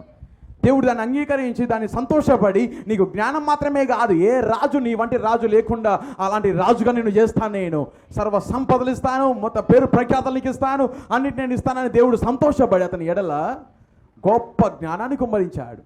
ఆ తర్వాత సొలొమోను ప్రార్థిస్తే యెహోవా స్వయంగా దేవాలయంలోకి దిగొచ్చాడు. మందిరం లోపల దిగి వచ్చి మేఘం ఆ మందిరంలో కమ్మినది. అది అలాంటి మహా గొప్ప రాజైన సొలొమోను చివరికి వచ్చే సమయానికి మార్గం తప్పిపోయాడు. బ్రదర్, మనం ఎన్నడూ వెనక జీవితాన్ని బట్టి మనం ఎన్నడూ దేవుని సంతోషపరచలేం. వెనక జీవితం, మనం ఒకప్పుడు బాగున్నాం, నేను ఒకప్పుడు బాగా ఉన్నాను, నేను ఒకప్పుడు నేను ఆరాధన కరెక్ట్గా వెళ్ళేవాడిని, నేను ఒకప్పుడు నేను ఇలా ఉన్నానని వెనక జీవితాన్ని బట్టి మనం ఎన్నడూ దేవుని సంతోషపరచలేం. దేవుడు చూసేది ఇప్పుడు ఎలాగున్నాం, ఇప్పుడు ఎలాగున్నాం. దేవుడు ఇప్పుడు దేన్ని బట్టి వస్తున్నాడు? ఒకప్పుడు ఇతను గొప్పవాడని దేవుడు వదిలిపెట్టలేదు ఇతన్ని. దండమును తీసుకొని వస్తానని చెప్పాడా? కొరడా తీసుకొచ్చాడు సొలొమోను దగ్గరికి. 7 సొలొమోను కెమోషాను మోయాబీయుల హేయమైన దేవతలకును మెలేకు అను అమ్మోనీయుల హేయమైన దేవతలకును యెరూషలేము ఎదుటనున్న కొండ మీద బలిపీఠములను కట్టించెను. తమ దేవతలకు ధూపం వేయుచు బలులు అర్పించుచుండిన పరస్త్రీలైన తమ భార్యల నిమిత్తము అతడు అలాగూ చేశాను. ఇశ్రాయేలు దేవుడిని యెహోవా అతనికి 2 మార్లు ప్రత్యక్షమై, చూడండి, మొదట వార్నింగ్, తప్పిపోతున్నప్పుడు దేవుడు తన ప్రవక్త ద్వారా ఎలాగో ఒకలాగా వచ్చి నీకు హెచ్చరిక చేస్తాడు. నువ్వు వెళ్తున్న మార్గం కరెక్ట్గా సరిగా వెళ్ళు. యెహోవా దేవుడే స్వయంగా వచ్చి 2 మార్లు నువ్వు ఇతర దేవతలను వెంబడింపవలదని అతనికి ఆజ్ఞాపించినను. 2 సార్లు దేవుడే ప్రత్యక్షమై, వింటున్నారా? ప్రత్యక్షమై సొలొమోనుకు ఆజ్ఞాపించినా కూడా సొలొమోను హృదయము ఆయన ఎదుట నుండి తొలగిపోయాను. హోమాయ్, యెహోవా తనకి ఇచ్చిన ఆజ్ఞలను అతను గైకొనకపోగా యెహోవా అతని మీద కోపగించి, ఎవరండి ఇతను? దావీదు యొక్క కుమారుడు, దావీదు యొక్క సంతానం నుండి వస్తున్నవాడు. ఈ నెల నుండి క్రీస్తు రాబోతున్నాడు, సొలొమోనులో క్రీస్తు రాబోతున్నాడు. ఇతను తప్పిపోతున్నప్పుడు దేవుడు గమ్మున ఉంటాడా? జోక్యం చేసుకుంటున్నాడు. ఏ లోకంలోనూ ఎవరు ఎట్లా పోతున్నా కూడా దేవునికి అనవసరం. కానీ ఆయన కుమారులు తప్పిపోతున్నట్లయితే ఆయన త్వరగా దిగి వచ్చి ఫస్ట్ ఆజ్ఞాపిస్తున్నాడు, ఖండిస్తున్నాడు, గద్దిస్తున్నాడు. మాట వినకపోయేసరికి కొరడ ఎత్తుకొని కూడుతున్నాడు. మీకు అర్థమవుతుంది ఏం మాట్లాడుతున్నాను? తండ్రి శిక్షింపని కుమారుడు ఎవడు? అదేనా రాయబడుతున్నది అక్కడ హెబ్రీయులలో? తండ్రి శిక్షింపని కుమారుడు ఎవరు? ఏ తండ్రి అయినా తన కుమారుని ఏం చేస్తాడు? శిక్షిస్తాడు. ఊరికైనా కొట్టాడు, తారి తప్పిపోతుంటేనే కొడతాడు. నేను ఎన్నోసార్లు ఒక కాలం కింద, చాలా రోజుల క్రితం నేను చెప్పాను, నేను ఒక తండ్రి తన కుమారుని కొట్టిన తర్వాత బాగా ఏడుస్తున్నాడు అనుకోండి, ఆ తండ్రి మళ్ళీ పోయి పైకి ఎత్తుకుంటాడు అతన్ని. ఎందుకు ఎత్తుకుంటున్నాడు? చెప్పడానికి, నేను నీ శత్రువును కాను అని చెప్పడానికి.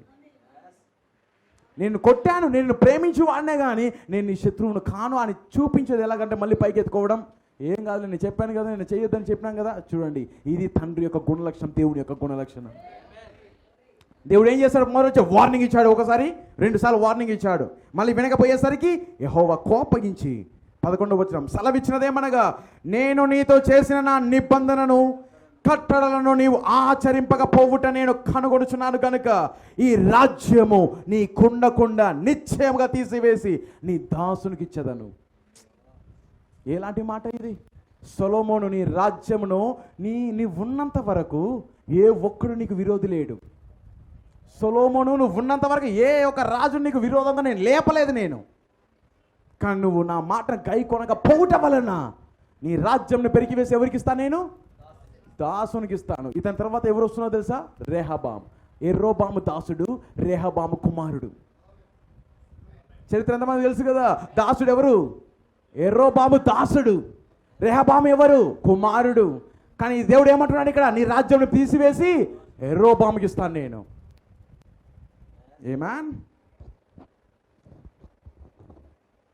ట్రబుల్ ఎప్పుడు వస్తుందంటే ఇదే అండి, ప్రాబ్లమ్స్ ఇంట్లో ఫ్యామిలీస్లో ఎప్పుడైనా ప్రాబ్లం ఏది వస్తుందంటే ఇలాగ కొన్నిసార్లు మనం తప్పిపోవటం వలన, దేవుడు కొన్నిసార్లు శిక్షించడం వలన అది అది అది మంచి కొరకే. అదంతా కూడా దేవుడు ఏమి కోపంతో కొట్టేటివి కాదు అవి.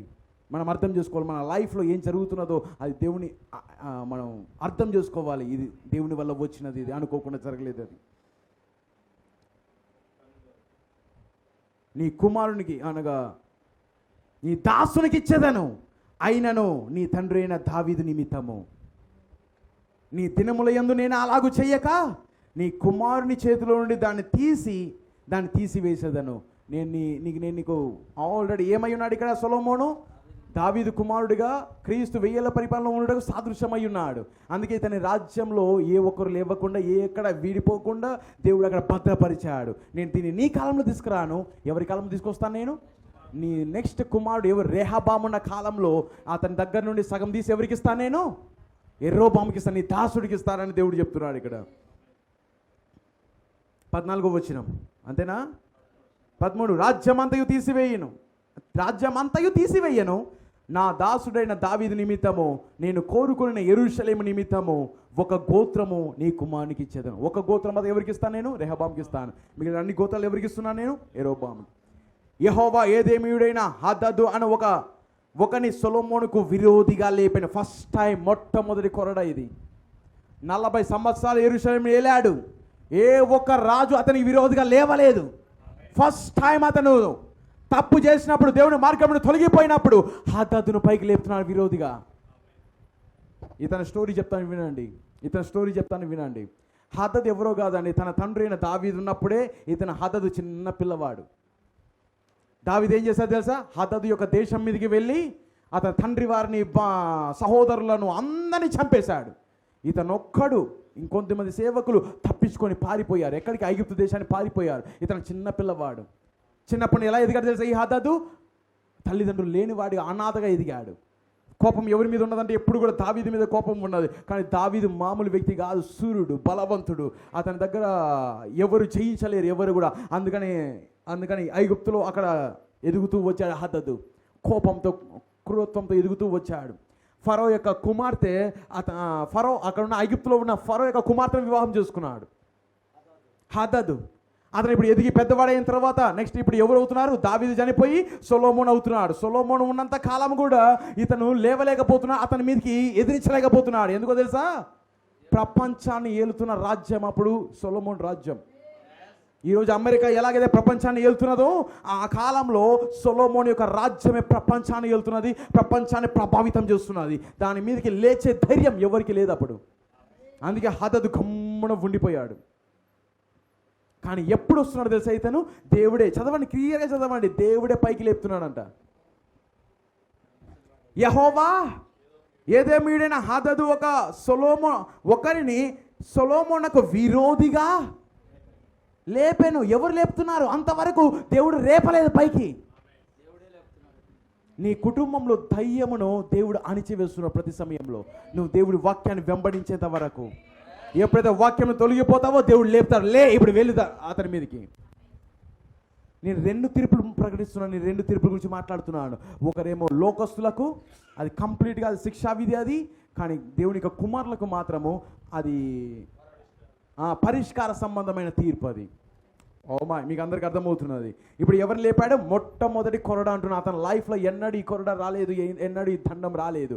ఆల్రెడీ దేవుడు ఏం చెప్పాడు అక్కడ? దావీదుకు నిబంధన చేశాడు, నీ కుమారులు ఎవరైనా తప్పిపోతే నేను దండమును తీసుకొని దెబ్బలతో నేను వారిని సరి చేస్తాను, కానీ వారు నశించిపోరు. దేవుడు వారిని వదిలిపెట్టాడు. ఇతను ఎక్కడికి వెళ్ళాడు? సొలొమోను చనిపోయిన తర్వాత పితరులతో కూడా పాతి పెట్టబడ్డాడు. బ్రదర్, సంఘంలో తప్పులు జరగవని నేను చెప్పను. నేను సంఘంలో మిస్టేక్స్ జరగవని నేను చెప్పను. నేను కొన్నిసార్లు పొరపాట్లు, కొన్నిసార్లు దేవుని వాక్యం నుండి తొలగిపోవటం అనేది సంఘంలో కూడా జరుగుతూ ఉంటాయి. కానీ దేవుడు ఏం చేస్తుంటాడంటే సంఘంను కొన్నిసార్లు శిక్షిస్తూ ఉంటాడు, గద్దిస్తూ ఉంటాడు, సరి చేస్తూ ఉంటాడు.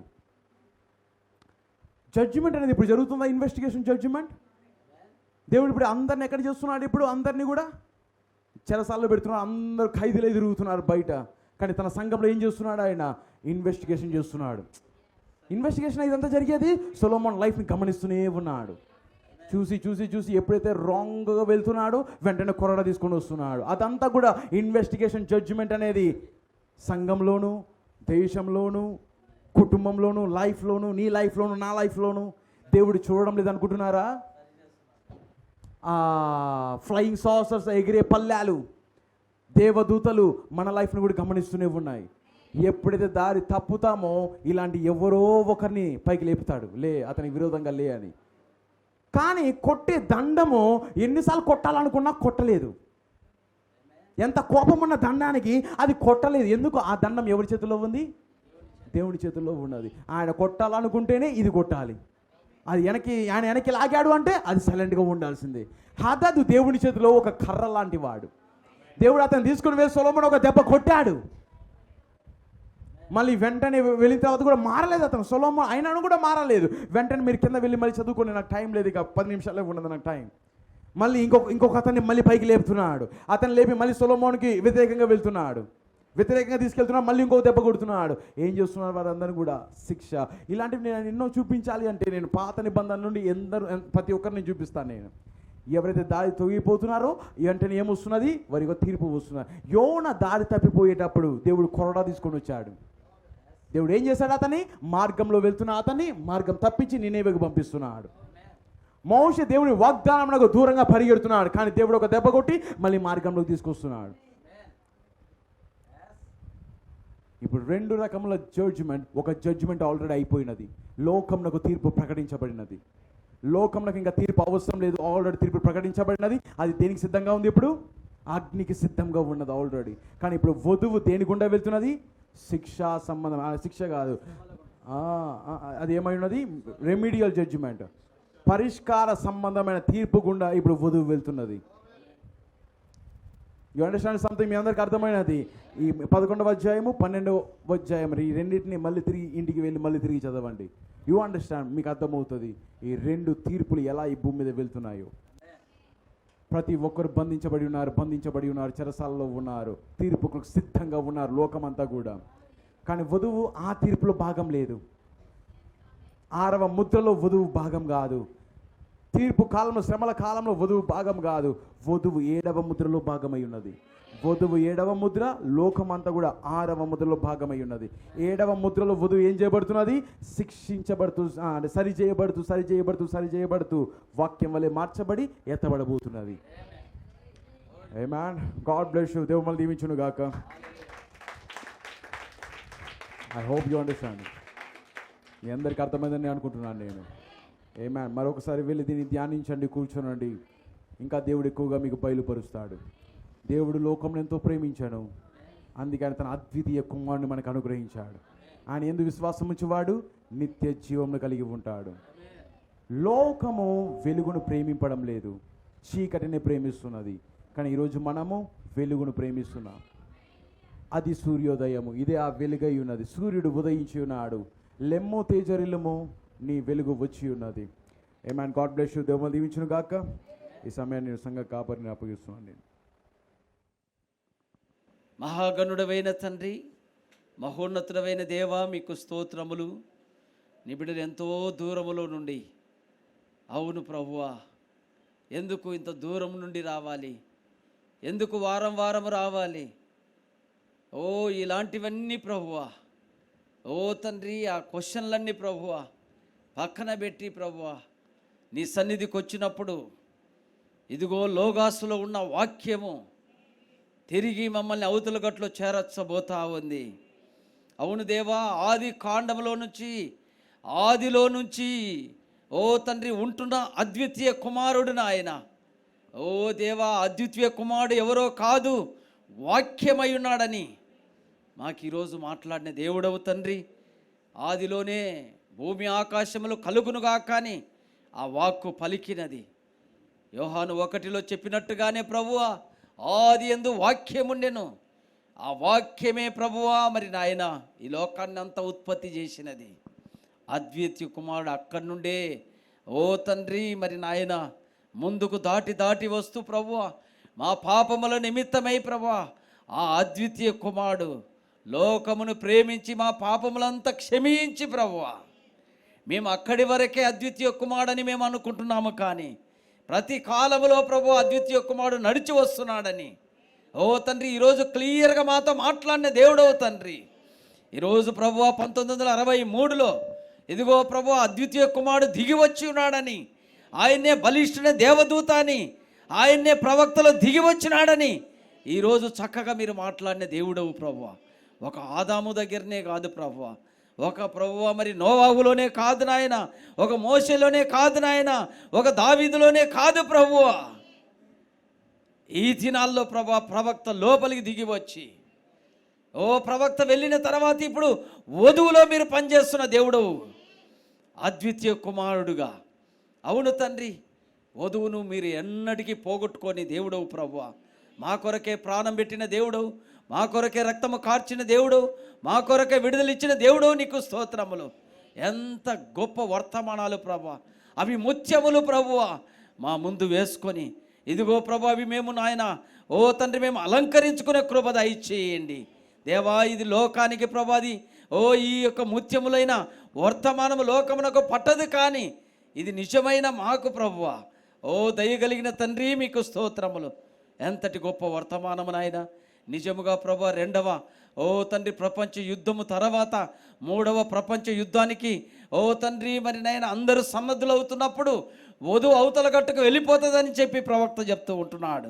రష్యా ప్రభు అమెరికా ఓ వాటికన్ సిటీ మీద బాంబు వేయకమునిపే వధువు అవతల గట్టుకు వెళ్ళిపోతుందని చెప్పి ఓ తండ్రి చివరి దర్శనము జరగబోతా ఉందని ఈరోజు చక్కగా మీరు మాతో మాట్లాడిన దేవుడవు నాయన. ఓ తండ్రి ప్రతి దేశాలు ఓ తండ్రి ఒకరి మీద ఒకరు ప్రభువ ఓ తండ్రి మరి నాయన కాల్చుకోవడానికి అగ్ని మంటలు రేపుకోవడానికి సిద్ధపడుతుండగా ప్రభువ వధువును సపరేట్ చేస్తున్న దేవుడు మీకు స్తోత్రములు. మాకు నిజముగా ప్రభువ ఓ తండ్రి ఆ యొక్క మరణానికి లేకపోతే ఆ శిక్షకు ఓ తండ్రి పాత్రులుగా చేయలేదు, కానీ ఆ యొక్క అగ్నికి పాత్రులుగా చేయలేదు, కానీ మమ్మల్ని సరిచేస్తూ అవతల గట్టుకు తీసుకుపోతున్నావు. అందును బట్టి మీకు స్తోత్రములు స్తోత్రములు స్తోత్రములు. యవన బోధకుని మీరు బలముగా వాడుకుంటున్న దేవుడవు, మాకు అర్థమయ్యే రీతిలో మాట్లాడుతున్న దేవుడవు అయ్యా, మీకు స్తోత్రములు నాయన. నిజముగా ప్రభువ ఓ సొలొమోను కాలములో ప్రభువ ఓ తండ్రి కొన్ని ఉదాహరణలు మాకు చూపించావు అయ్యా. ఈ కాలంలో మాకు బుద్ధి కలుగుట కొరకై ఓ తండ్రి కొన్ని కార్యములు మా ముందుకు తీసుకొచ్చిన దేవుడవు. ఇదిగో మేము జాగ్రత్త కలిగి ప్రభువ కుడి ఎడమకు తొలగకుండా వర్తమానములోనే ముందుకు సాగడానికి మేమును మా కుటుంబము మా పిల్లలు ఇదిగో మా సంఘబిడ్డల కుటుంబాలు మీరు జ్ఞాపకం చేసుకోనమని సొల ప్రార్థన చేస్తున్నాం. నీ బిడ్డలు ఎంతో దూరం నుంచి ప్రయాణాలై ఇదిగో వాననకుండా వర్షం అనకుండా మోడమనకుండా ఆ యొక్క ఓ బురదనకుండా ప్రభు నీ బిడ్డలు వచ్చి ఉన్నారు. ఇదిగో నీ బిడ్డలు ప్రభువ ఓ తండ్రి ఓ దేవా నీ బిడ్డలకు రావాల్సిన దీవెనలు వెయ్యంతలుగా ఆశీర్వించి దీవించండి. ఏది పోగొట్టుకోరని చెప్పిన దేవుడు ప్రభువ ఇదిగో నీ నామము కొరకు మీ వాక్యం కొరకు ఒక అడుగు వేస్తే నేను 1000 అడుగులు మా పక్షాన వేస్తానని చెప్పిన దేవుడవు నాయన. అయ్యా గొప్ప దేవా మీకు వందనాలు. దూతలు మమ్మల్ని ప్రభువా ఓ తండ్రి విచారిస్తూ ఉన్నారు, దూతలు మమ్మల్ని చూస్తూ ఉన్నారు. ఇగో ప్రభువా మిమ్మల్ని స్తుతిస్తున్నాము, ఘనపరుస్తూ ఉంటున్నాం. అయ్యా గొప్ప దేవా ఇగో ఈ వారంలో ప్రభువా వచ్చిన బిడ్డలందరినీ బట్టి మీకు వందనాలు.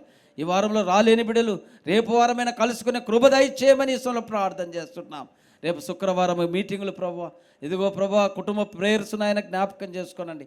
27వ తేదీ ఇదిగో ప్రభు 27వ తేదీ నుంచి 1వ తేదీ వరకు ఇదిగో ఆశీస్ లాల్ గారు ప్రభువా ఢిల్లీ నుంచి వస్తుండగా మీటింగులు చక్కగా జయప్రదము చేయమని ఈశ్వరులో ప్రార్థన చేస్తున్నాం. అందరికీ ప్రయోజనకరంగా ఉండే కృప దయచేయండి. మా ప్రయాణాలు కూడా రాకపోకల భద్రత ఆ వారమంతా మీ కాపుదల ఉంచమని ఈశ్వరులో ప్రార్థన చేస్తున్నాం. మా దయగలిగిన దేవా మీకు వందనాలు స్తోత్రాలు తండ్రి. ఇదిగో నూతనంగా వస్తున్న నీ బిడ్డల కుటుంబాలు వాక్యములు స్థిరపరిచి బలపరచని తండ్రి. ఇదిగో సహోదరి యొక్క కుటుంబం నాయన ఈ వారంలో ప్రభు మరి సిద్ధపరిచిన ఆహారము కొరకై మీకు వందనాలు. పరలోకపు ఆహారము నాయన ముందుగా మాకు తృప్తిగా ఇచ్చిన దేవుడవు నాయన మీకు స్తోత్రములు. ఈ వారం సిద్ధపరిచిన కుటుంబాన్ని మీరు దీవించి ఆశీర్వదించమని ఇదిగో వచ్చిన బిడ్డలందరూ దీవించి ఆశీర్వదించమని తిరిగి ప్రభు భోంచేసుకొని ఇంటికి వెళుతుండగా మీ క్షేమము దయచేయమని సులభ ప్రార్థన చేస్తున్నాం. మళ్ళీ మేము ప్రభు బుధవారం అయితేనేమి ఇదిగో మళ్ళీ ప్రభు శుక్రవారం అయితేనేమి ఇదిగో ప్రతి సమయాల్లో ప్రభు మేము కూడికల్లో కలుసుకునే కృప మా అందరికీ దయచేయమని దేవా, ఈ లోకము తాత్కాలికమైనది, ఈ లోక కార్యములు తాత్కాలికమైనవి. ఒకరోజు వదిలిపెట్టి అవతల గట్టు వెళ్ళాలి ప్రభువా. ఓ తండ్రి, ఉన్నన్నాళ్ళు మీకు సాక్షులుగా నిలబెట్టి అవతల గట్ల మమ్మల్ని చేర్చమని నడిపించమని మా దేవా మా తండ్రి మీకు స్తోత్రములు. సమస్తం మీ పాదాలకు అప్పచెప్పుకుంటూ ప్రభు అయిన యేసుక్రీస్తు నామములో ఇదిగో వ్యాధిగ్రస్తులు, రోగగ్రస్తులు ఉన్నారు ప్రభా, సంపూర్ణ స్వస్థత, విడుదల దయచేయండి తండ్రి.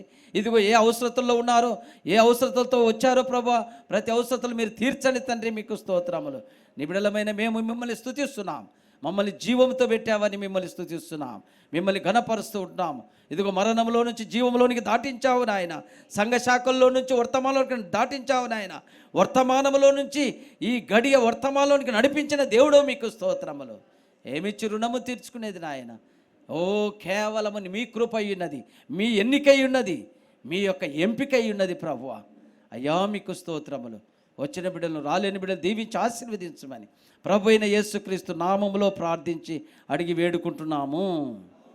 ప్రభు అయిన యేసుక్రీస్తు కృప, ఆయన కాపుదల మనకు తోడైండునుగాక. ఆమేన్, ఆమేన్, ఆమేన్. God bless you brother. God bless you. God bless you. Praise Lord, praise Lord, praise lord.